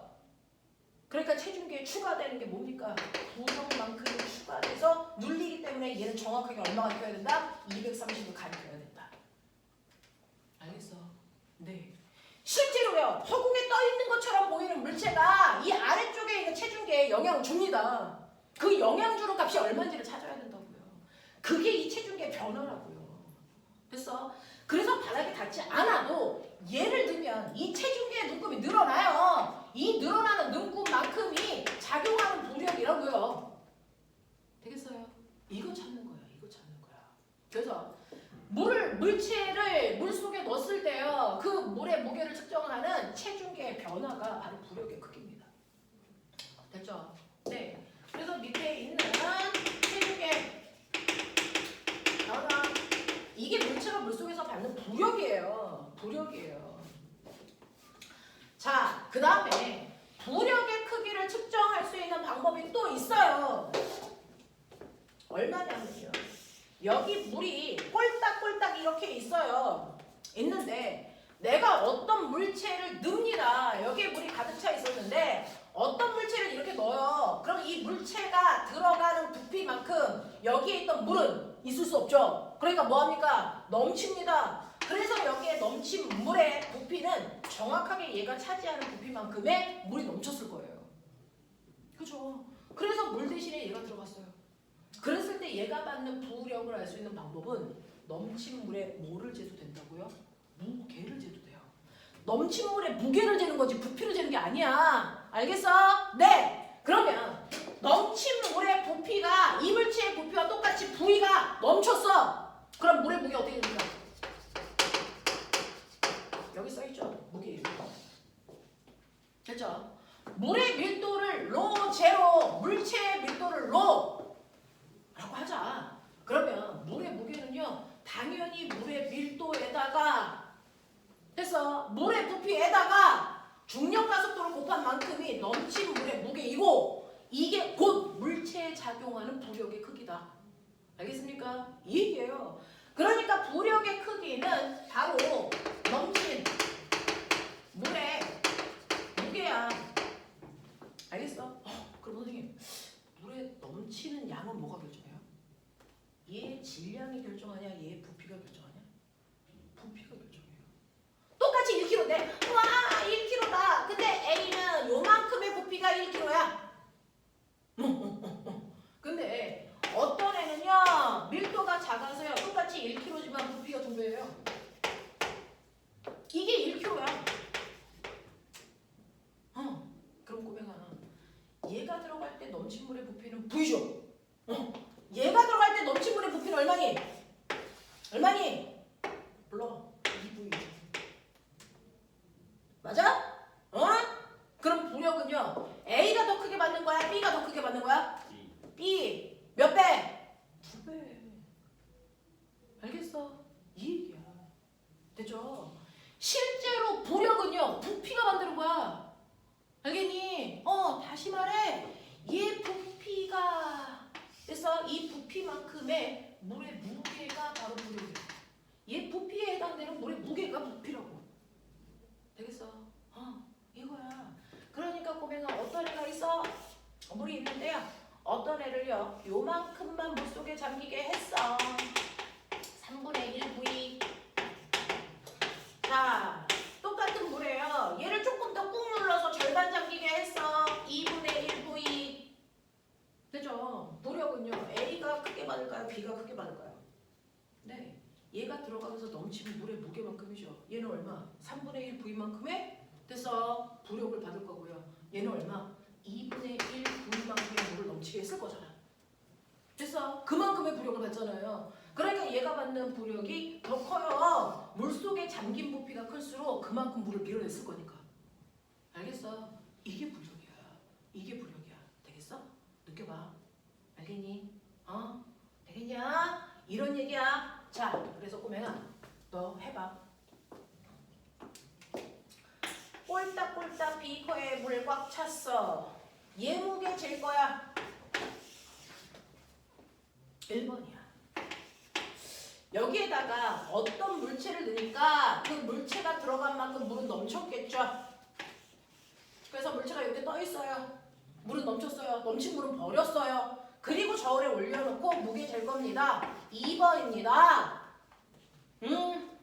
자, 그 다음에 이렇게 했어요. 얘는 2분의 1 V가 잠긴 건데 얘는 V가 잠겼어요. 됐어? 그래서 정지됐습니다. 이렇게 해서 무게 잴 겁니다. 3번입니다. 저번에 눈금 누가 제일 클까요? 무조건 얘네들이 들어간 만큼 물은 넘쳤어요. 그 넘친 물은 버렸어요. 됐죠? 얘 이 상태로 쟀고 얘 이 상태로 쟀고 얘 이 상태로 쟀습니다. 어느 저울의 무게가 가장 크게 측정이 될까요? 조건, 얘네들은 무조건 여기서 정지되어 있습니다.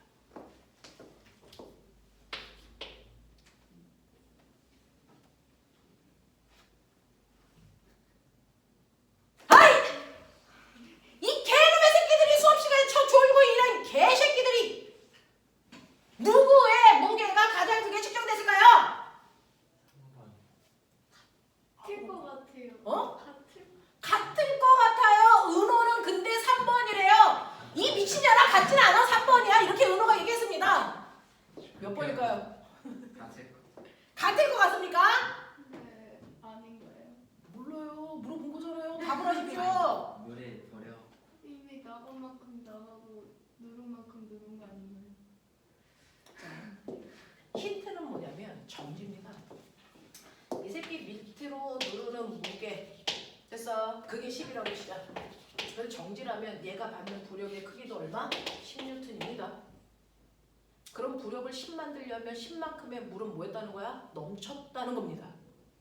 그러면 10만큼의 물 버리고 10만큼의 됐어? 물체가 들어온 겁니다. 무게 어떻습니까? 맞죠?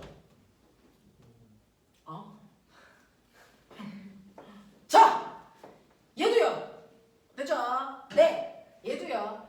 여기에서 얘가요. 작용하는 게 뭐 20N이라고 치자. 그렇죠? 그러면 얘가 여기서 정지를 내면 얘가 받는 부력도 얼마야 되니? 20. 20만큼의 부력을 만들려고 얘는 더 많이 잠긴 겁니다. 그래서 넘쳤습니다. 그럼 부력이 20이 되면 물체를 밀어 올리는 게 20이니까 물체가 물을 누르는 것도 얼마? 20. 자기 무게만큼 눌러요. 그래서 넘친 물의 무게와 작용하는 물체의 무게가 같은 상태예요. 됐어? 그래서 이 새끼 다 같아요. 신기롭죠? 신기롭죠? 이렇게 됩니다.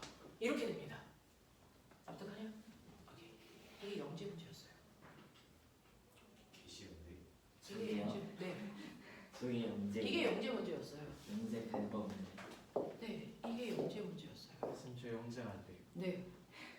넌 못 가면 고추 따서 건다 이 새끼야. 실명으로 건다 내가. 아 지금 그거 들어가는 애들. 이렇게 돼요? 괜찮아요? 네. 자, 부력을 알 수 있는 방법 다양합니다. 자, 또 부력은요. 어떻게 하면 돼요? 부력은요. 계산해도 돼요. 부력을 계산해도 되는데 부력을 계산하면 바로 이 값이 나옵니다. 이거 나와요. 넘친 물의 무게가 부력이라고 그러잖아요. 저거 나와야죠. 저게 어떻게 나오냐?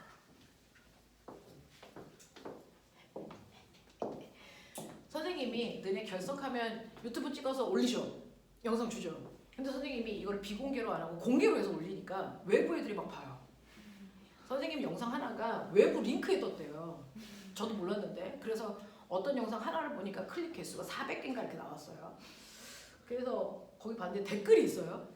거기에 뭐라고 써져 있냐면 저 선생님은 왜 수업할 때 저렇게 화내? 네가 자니까 그렇잖아 이 새끼야! 나 외부에서 미친년이라고 소문나겠어. 화장실 갔다 와. 자, 계속 깜짝 놀라. 아, 내가 수업 시간에 화내는 거구나. 깜짝 놀랐어요. 자, 이렇게 물이 들어있는 비커가 있어. 보면 거기다가 이렇게 물이 꼴딱꼴딱한데 물체를 넣었으니까 물체에 됐어. 부력만큼 물은 넘칠 거야. 부피만큼. 그랬을 때 넘친 물의 무게가 이물체가 받는 부력이랑 같을 거야. 그러니 물을 많이 밀어냈냐 조금 밀어냈냐 이걸로 부력의 크기를 가름해 보면 돼. 그렇죠? 자, 그랬을 때 이물체가 여기에 떠 있다면 이물체가 아래로 받는 무게와 이물체가 위쪽으로 받는 부력의 크기가 같으니까 여기에 정지되어 있을 거야. 이런 거를 우리가 알 수 있고요. 그랬을 때 물체만의 됐죠? 네, 이 물체의 밀도는 로라고 하고요. 물의 밀도는 로제로라고 할게요. 이 물체의 부피는 V입니다. 자, 그러면서 아래쪽의 면적, 위쪽 면적 똑같이 A고요. 요거 높이 H라고 할게요. 근데 꼬맹아, 물 속에 있으면 물이 누르는 압력을 받아요. 자, 압력의 방향은 모든 방향으로 작용하죠. 근데 실제로 유의미한 결과를 주는 압력은 그 면에 수직한 방향으로 작용하는 압력이 실제 그래서 내 합성한 압력값입니다. 압력은 항상 유체 속에서 그 면에 수직한 방향을 누르는 힘이 압력입니다. 그 면에 수직한 방향으로 작용하는 게 압력입니다. 그렇죠? 그 면에 수직한 방향으로 작용하는 게 압력입니다. 어느 쪽입니까? 어느 쪽입니까? 위쪽이요. 아세요? 유체 속에 있는 물체가 받는 압력 방향은 모든 면에 수직한 방향으로 누르고 있는 힘이에요. 그러니까 여기를 누르려면 이렇게 눌러야 돼요. 여기 누르려면 이렇게 눌러야 됩니다. 여기를 누르려면 이렇게 눌러야죠. 근데 그 압력은 누가 만드는 거냐면요. 그래서 자기보다 위에 있는 유체의 무게가 만드는 거야. 무게. 됐어? 그러면 이 밑뚜껑은 나보다 위에 있는 유체는 요만큼이야. 요만큼의 물에 무게가 누르는 게 바로 압력이라고. 됐어? 여기를 누르는 압력은요. 이 뚜껑보다 위에 있는 이만큼의 물이 누르는 거야. 그러니까 윗뚜껑을 누르는 압력이 많겠냐? 아랫뚜껑을 누르는 압력이 세겠냐? 어느 뚜껑의 압력이 더 세게 작용하겠냐? 아랫뚜껑이야. 그래서 물속으로 들어갈수록 압력이 커지는 이유가 자기보다 위에 있는 물의 양이 점점 많아지니까 그래. 맞아? 그 얘기야. 그러니까 밑뚜껑을 누르는 압력은 P1이라고 하고요. 아랫뚜껑을 밀어 올리는 압력은 P2라고 할 건데 옆뚜껑을 누르는 압력은 P라고 하면 얘는 의미가 없어. 서로 반대 방향을 누르기 때문에 상쇄돼서 0대. 됐죠? 그래서 옆뚜껑은 우리가 생각을 안 하는 것뿐이야. 압력은 작용했겠죠. 압력이 0이 돼요. 자, 그랬을 때 보시면요. 아까 말씀드린 것처럼 힘이라는 건 압력에다가 그 압력이 작용하는 면적을 곱한 값이라고 그랬잖아. 윗뚜껑을 누르는 압력은 P1이고요. 윗뚜껑의 면적은 A입니다. 그러니까 윗뚜껑을 실제로 누르는 힘은 P1A고요. 아랫뚜껑에 실제로 작용하는 힘은요. 아랫뚜껑의 압력에다가 면적을 곱하면 되는데 P2가 더 크니까 이 힘이 더 클 거예요. 그러니까 큰 힘에서 작은 힘을 빼야 이 물체에 작용하는 압력에 그래서 압력에 의해서 나타나는 힘의 크기가 되겠죠. 어느 쪽 방향 작용합니까? 그래서 위쪽 방향, 중력과 반대 방향이야. 그래서 이 물체가 받는 부력은요. 무조건 중력과 반대 방향 이 방향으로 부력을 생기게 한다고요. 아래쪽 압력이 더 크니까. 되겠어? 그러면 이렇게 뺐을 때 이게 바로 부력의 정체구나 이 얘기가 되는 거예요. 이게 부력입니다. 됐죠? 그랬을 때요. 압력을 어떻게 계산하라고 했냐면 로지 H입니다. 자, 위에서부터 물속 깊이, 윗뚜껑까지의 물의 깊이는 H1이고요. 윗뚜껑으로부터 아랫면까지의 물의 깊이는 H2라고 하면 H2에서 H1을 뺀 게 바로 이물체의 길이 H가 되겠죠. 되겠어? 자, 그러니 압력을 P2-P1에다가 A 곱하시면 돼요. 됐죠? 네. 자, 근데 P2라고 하는 거 바로 로, G, H. 맞아요? 근데 이거는 물의 압력이니까 로 제로죠. 됐어? 로 제로 G, H2 빼기 로 제로 G, H1이라고요. 여기다가 면적을 곱하면 된다고요. 자, 그랬을 때 보시면 얘네들도요. 로 제로 G, A로 묶으시면 결국은 H2-H1이거든요. 요 값이 바로 물체에 됐어? 높이 H로 바뀌어요. 근데 이게 뭔지 아세요? 이게 부피입니다. 됐어? 밑뚜껑 곱하기 높이니까. 그래서 로 제로 GV 다시 말해서 로 VG 이게 뭡니까? 바로 물의 무게죠. 이게 물의 무게죠. 됐죠? 그래서 물의 넘친 무게가 곧 부력의 크기를 구하는 공식이에요. 그래서 부력의 크기를 구하는 공식이 로 제로 VG입니다. 근데 꼬맹아 이거 조심하셔야 돼요. 이 부력 구할 때요. 로라고 하는 거 물의 밀도입니다. 물의 밀도고요. 선생님은 다 잠겼을 때를 얘기하지만 사실은 물체가요. 물속에 다 잠기는 게 아니고 일부만 잠길 수도 있잖아요. 이런 식으로요. 여기 2분의 1 V 정겼어. 이거 전체 부피가 V인데. 그러면 여기서 밀도 부력 구할 때 이 V의 정체는 뭘까요? 그렇죠. 넘치는 물의 부피이기 때문에 물 속에 잠긴 부피예요. 반만 잠겼을 때는 여기는 2분의 1 V를 넣어야 된다고요. 됐죠? 그래서 부력을 구할 때 부피는 무조건 물체 전체의 부피가 아니고요. 물 속에 잠긴 만큼의 부피여야 된다. 알겠어? 이 얘기입니다. 그럼 꼬맹아, 이 상태에서 A의 부력이 클까요? 이렇게 잠겨있는 B가 더 클까요? 여기까지 잠겨있는 C가 더 클까요? 아직 셋 다 바닥에 안 닿았어요. 같은 물체입니다. 부력의 크기 비교해보세요. B씨는 같아요. 네, B씨는 잠긴 부피 V로 갔죠? 물속의 유체의 밀도도 똑같죠? 그러니까 B와 C의 부력의 크기는 같겠죠? 근데 A는 됐어, 절반밖에 안 되죠. 맞죠? 얘네들은 잠긴 부피가 다 V죠. 근데 얘는 잠긴 부피가 2분의 1 V밖에 안 되죠. 그러니까 부력은 얘가 됐어, 같습니다. 잠긴 깊이하고 무관합니다. 알겠어? 이런 얘기야. 이런 얘기야.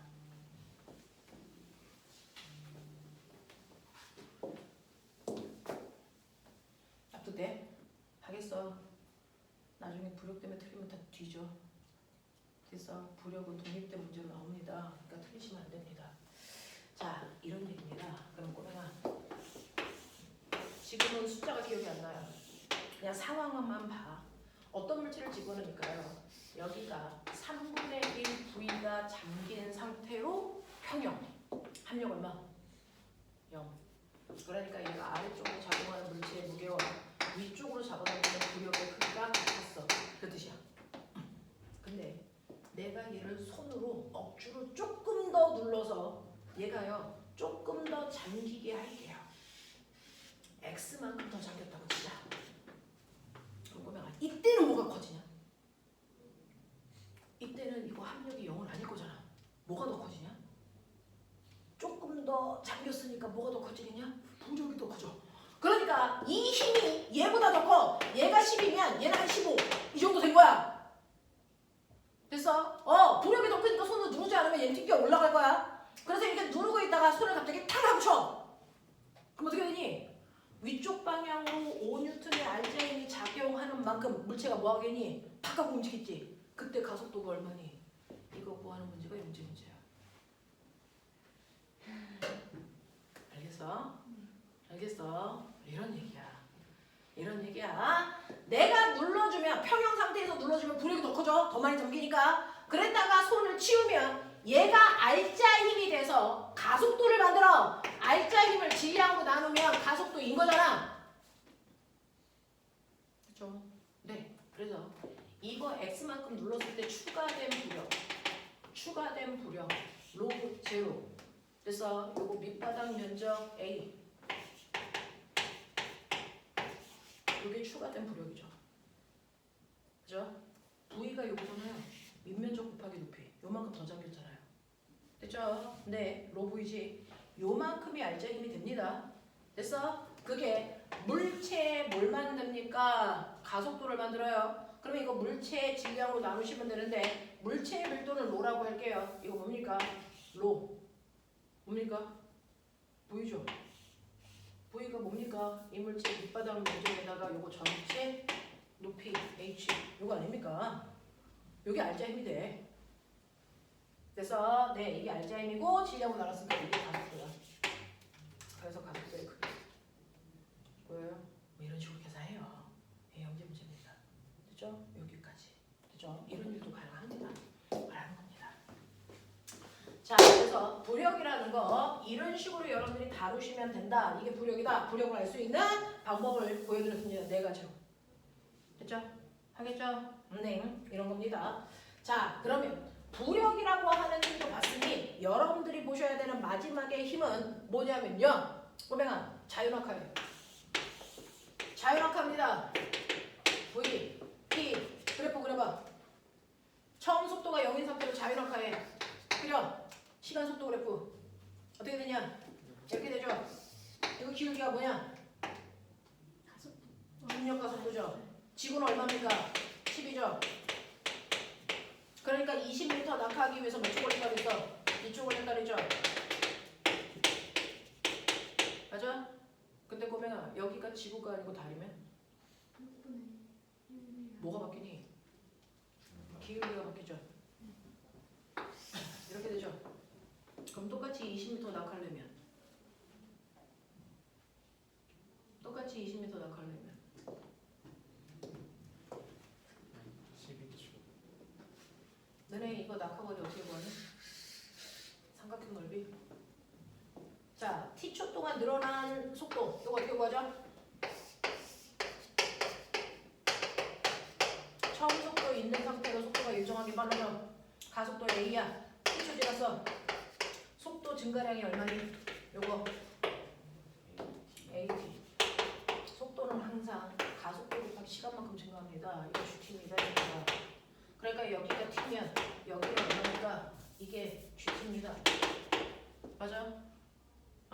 근데 중력 가속도가 10이야. 뭐 이런 느낌이었잖아. 그래서 이거 삼각형 넓이요. 구하죠.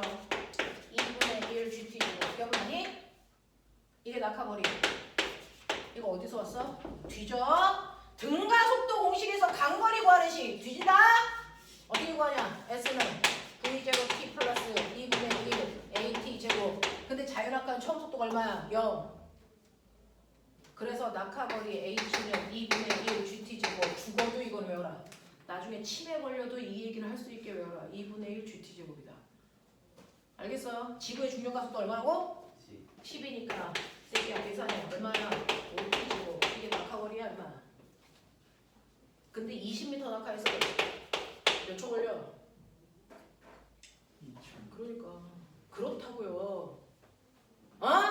그러면 낙하하는데 걸리는 시간, 낙하 높이 사이의 관계가 h는 2분의 1 gt 제곱인데 꼬맹아 이거는 지구일 때가 그렇지. 달에 가면은 이게 바뀌겠지. 이게 바뀌면 꼬맹아 높이는 일정하더라고. 높이는 일정해.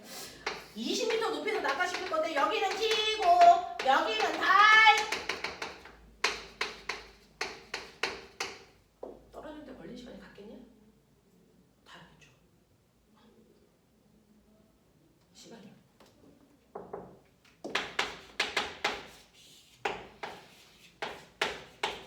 이죠. 맞아. 그러면 높이 일정. 낙하 시간은 중력 가속도 분의 1의 제곱근이야. 맞아. 달에 가면은 중력 가속도가 지구 중력 가속도의 몇 배? 6분의 분의 1배. 그러면 낙하하는데 걸린 시간은 지구에 비해서 몇 배? 루트 6배. 됐죠? 지구에 비해서 지구에서 낙하하는데 걸린 시간이 t초.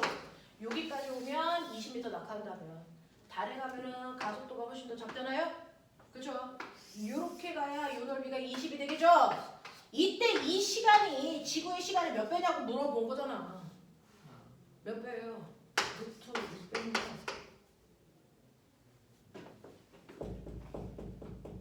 이해돼? 은호 이해돼? 이해될 때까지 여기서 못 나간다. 이해돼? 알겠어? 지구의 중력은 G예요. 같은 거리를 낙하할 때 걸리는 시간이 2분의 1 GT 제곱이야. 낙하하는데 걸린 시간은 루트 G분의 2H인데 2H 값은 변하지 않고 높이 일정하다고요. 그럼 낙하하는데 걸린 시간은 루트 G분의 1에 비례해. 맞지? 근데 지구에서의 중력가속도는 G지만요. 달에서의 중력가속도는 6분의 1 G가 달의 중력가속도라고. 그러면 이거 달 걸로 바꾸면 달은 어떻게 돼? G분의 6이야.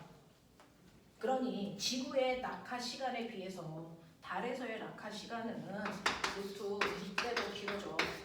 납득이 돼? 이 얘기야.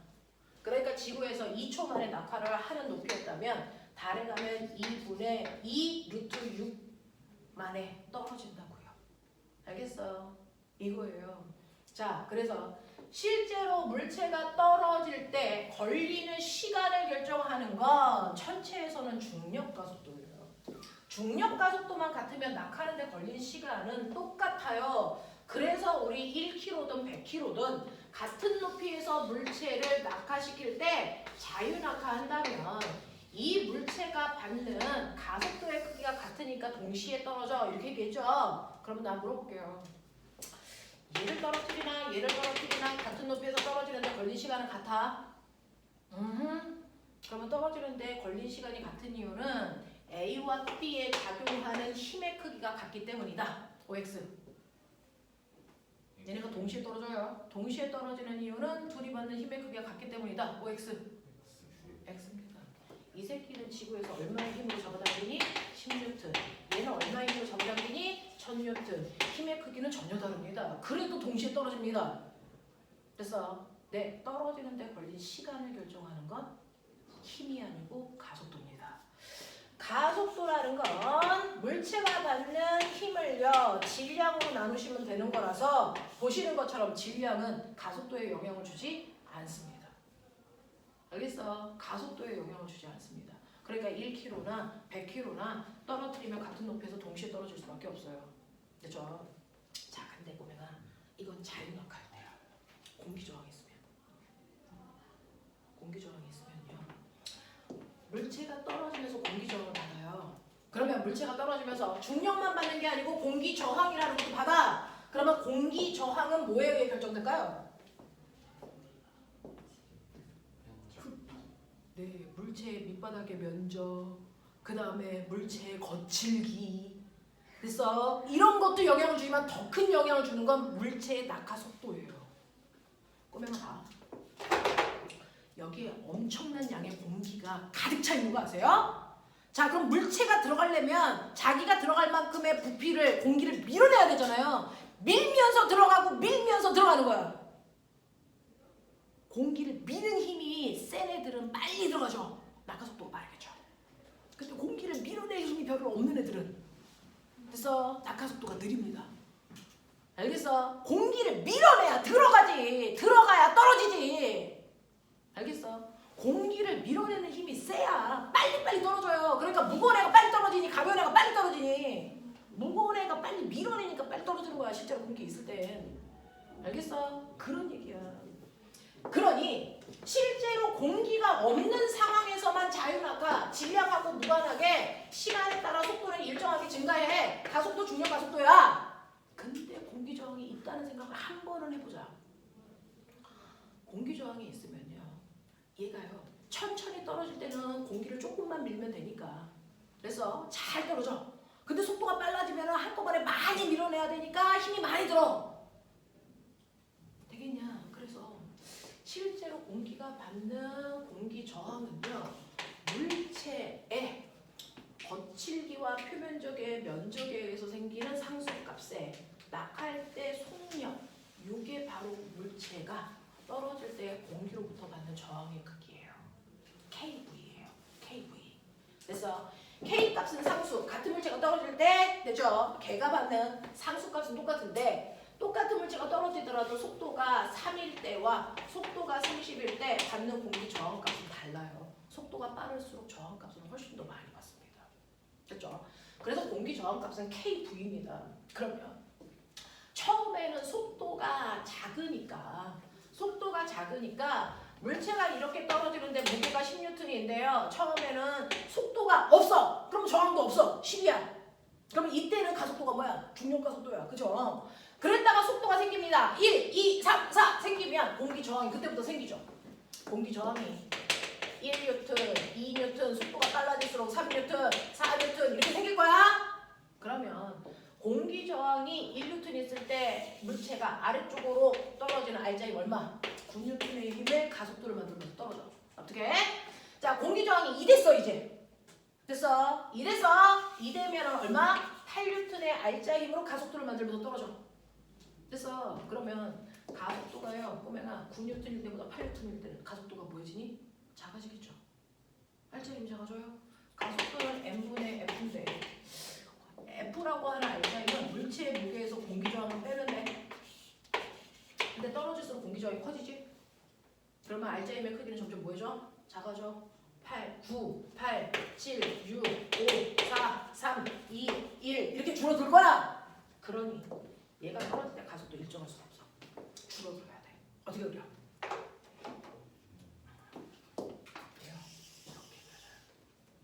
이렇게 그려줘요. 공기 저항이 있을 때.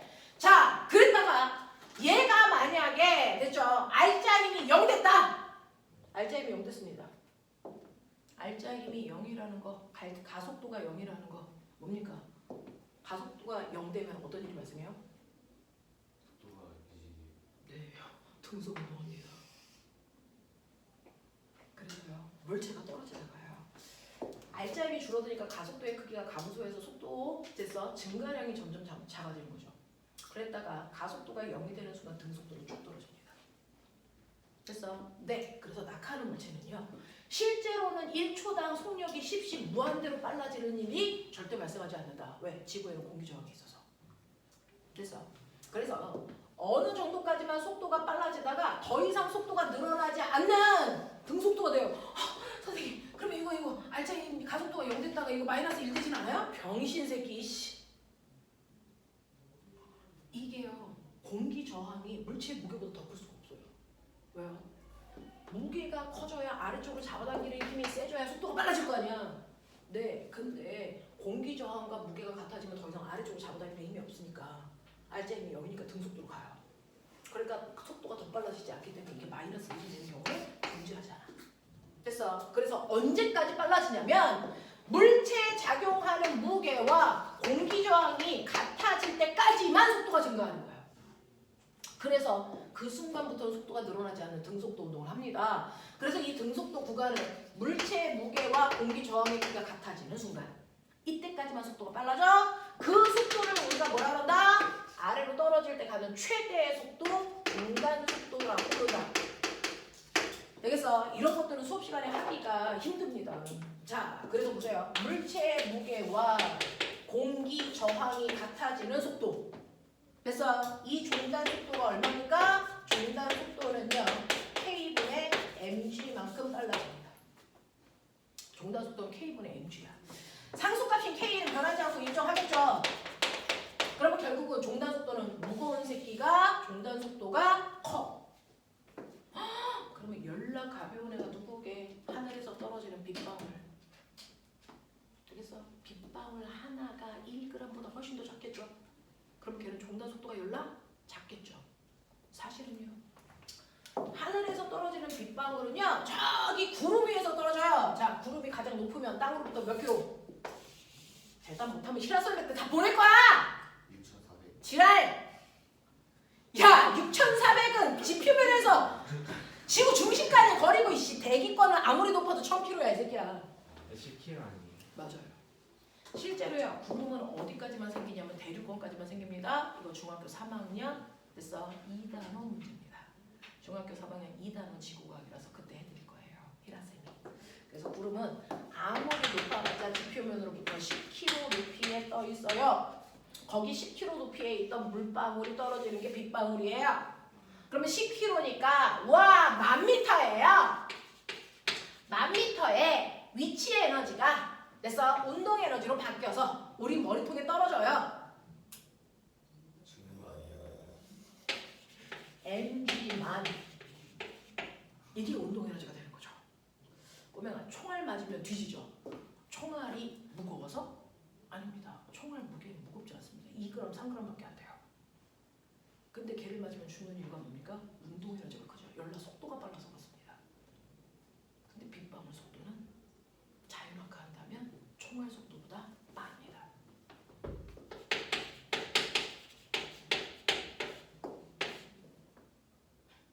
중력가 속도 10이니까. 오씨, 이걸 어떻게 하면 좋아? 됐어. 2, 하나, 둘, 셋, 넷, 다섯. 자, 루트 쉬워. 그러면 100.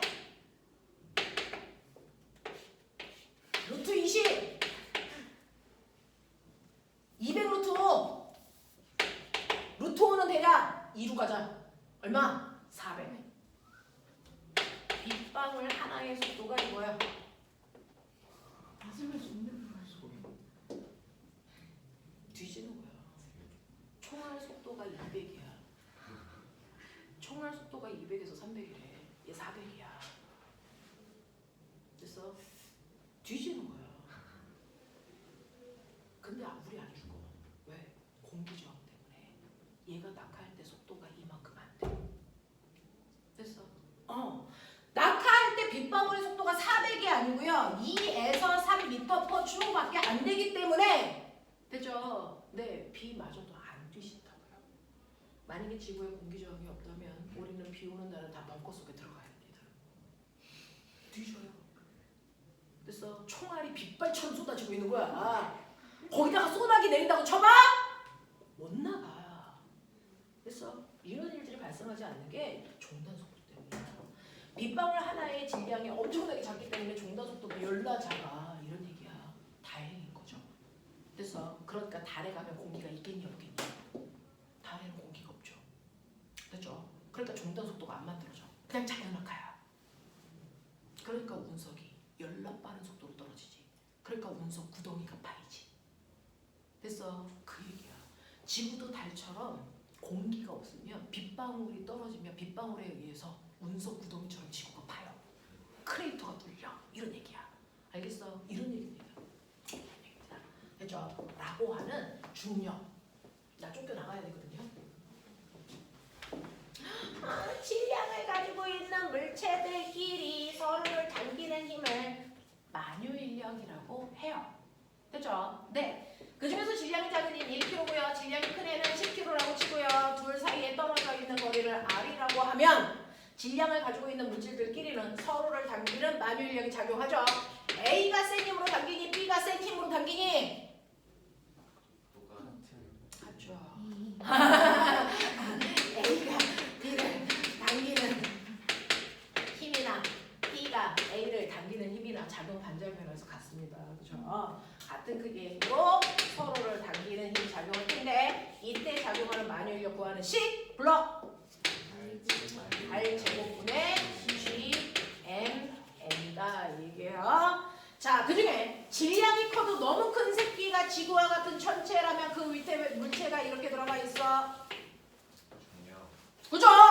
그러면은 이 지구가 나를 당기는 힘이 나의 무게입니다. 그걸 중력이라고 하죠. 나의 무게.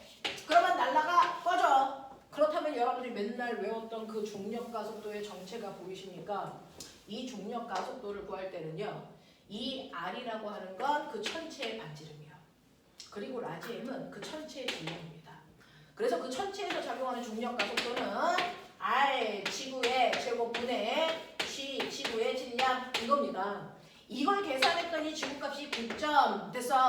7, 8 얼마라서 반올림해서 9.8로 중학교 때 쓴 거고 한 번 더 반올림해서 우리는 이걸 15 쓰는 거예요. 됐죠? 근데 이게 달에 가면 반지름이 달로 바뀌고 질량도 달로 바뀌니까 중력 가속도가 달라질 수밖에 없다. 이런 얘기입니다. 되죠?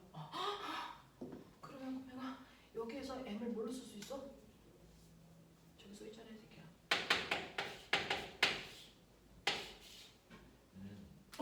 지구의 밀도, 지구의 부피. 지구의 부피 어떻게 계산하냐? 부피 어떻게 계산하냐? 구의 부피. 이런 병신 새끼들! 2분의 3분의 4 파이 R 세제곱 개새끼들아 이씨. 알이 날라가요. 아니 왜 세제곱? 알아 이씨.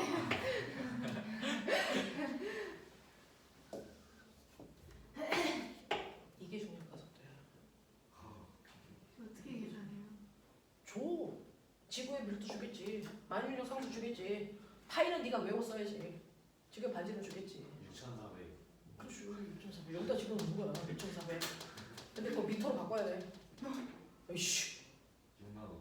몰라. 60만. 그거 집어넣어서 계산하는 거야. 됐어. 그러니까 어떤 천체가 나오면요. 천체에서 반지름은 지금보다 몇 배 더 커졌어. 그럼 그 비율 집어넣어서 지금보다 중력 가속도가 몇 배 커졌는지 상상하시면 돼. 알겠어? 그래서 중력 가속도는 이렇게도 구할 수 있고요. 이렇게도 구할 수 있어요. 알겠습니까? 네, 이렇게 한다라고 하는 이 중력까지 기억하시면 됩니다. 그래서 선생님이 오늘은 여기까지 갈 거고요. 항상 문제를 먼저 풀어오고 제가 설명 설명하는 방식으로 갈 수밖에 없어요. 그렇죠? 다음 시간에는 두 번째, 오늘은 힘에 대해서 해드렸으니 다음 시간에는 두 번째 뭐 풀어오는 거냐면 시험 볼 때까지 2달만 조금 힘들어도 하세요. 자, 두 번째 역학 운동입니다. 39페이지부터요. 39페이지부터 자 82페이지까지 문제예요. 그래서 네, 근데 여기에서요 원운동 이런 거 못 풉니다. 못 푸는 건 그냥 진실하게 안 푸시면 돼요. 할 수 있는 거 하시면 되고 저 빠른 속도로 수업 시간에도 원운동 하려고 노력하지만 다음 주까지는 못 할 수도 있겠죠. 그래서 다음 주에 구심력이라고 하는 관성력까지 설명해 드릴 겁니다. 그러니까 풀 수 있는 것만 해와. 알겠지? 그리고 오늘 설명한 거 절대로 잊지 않게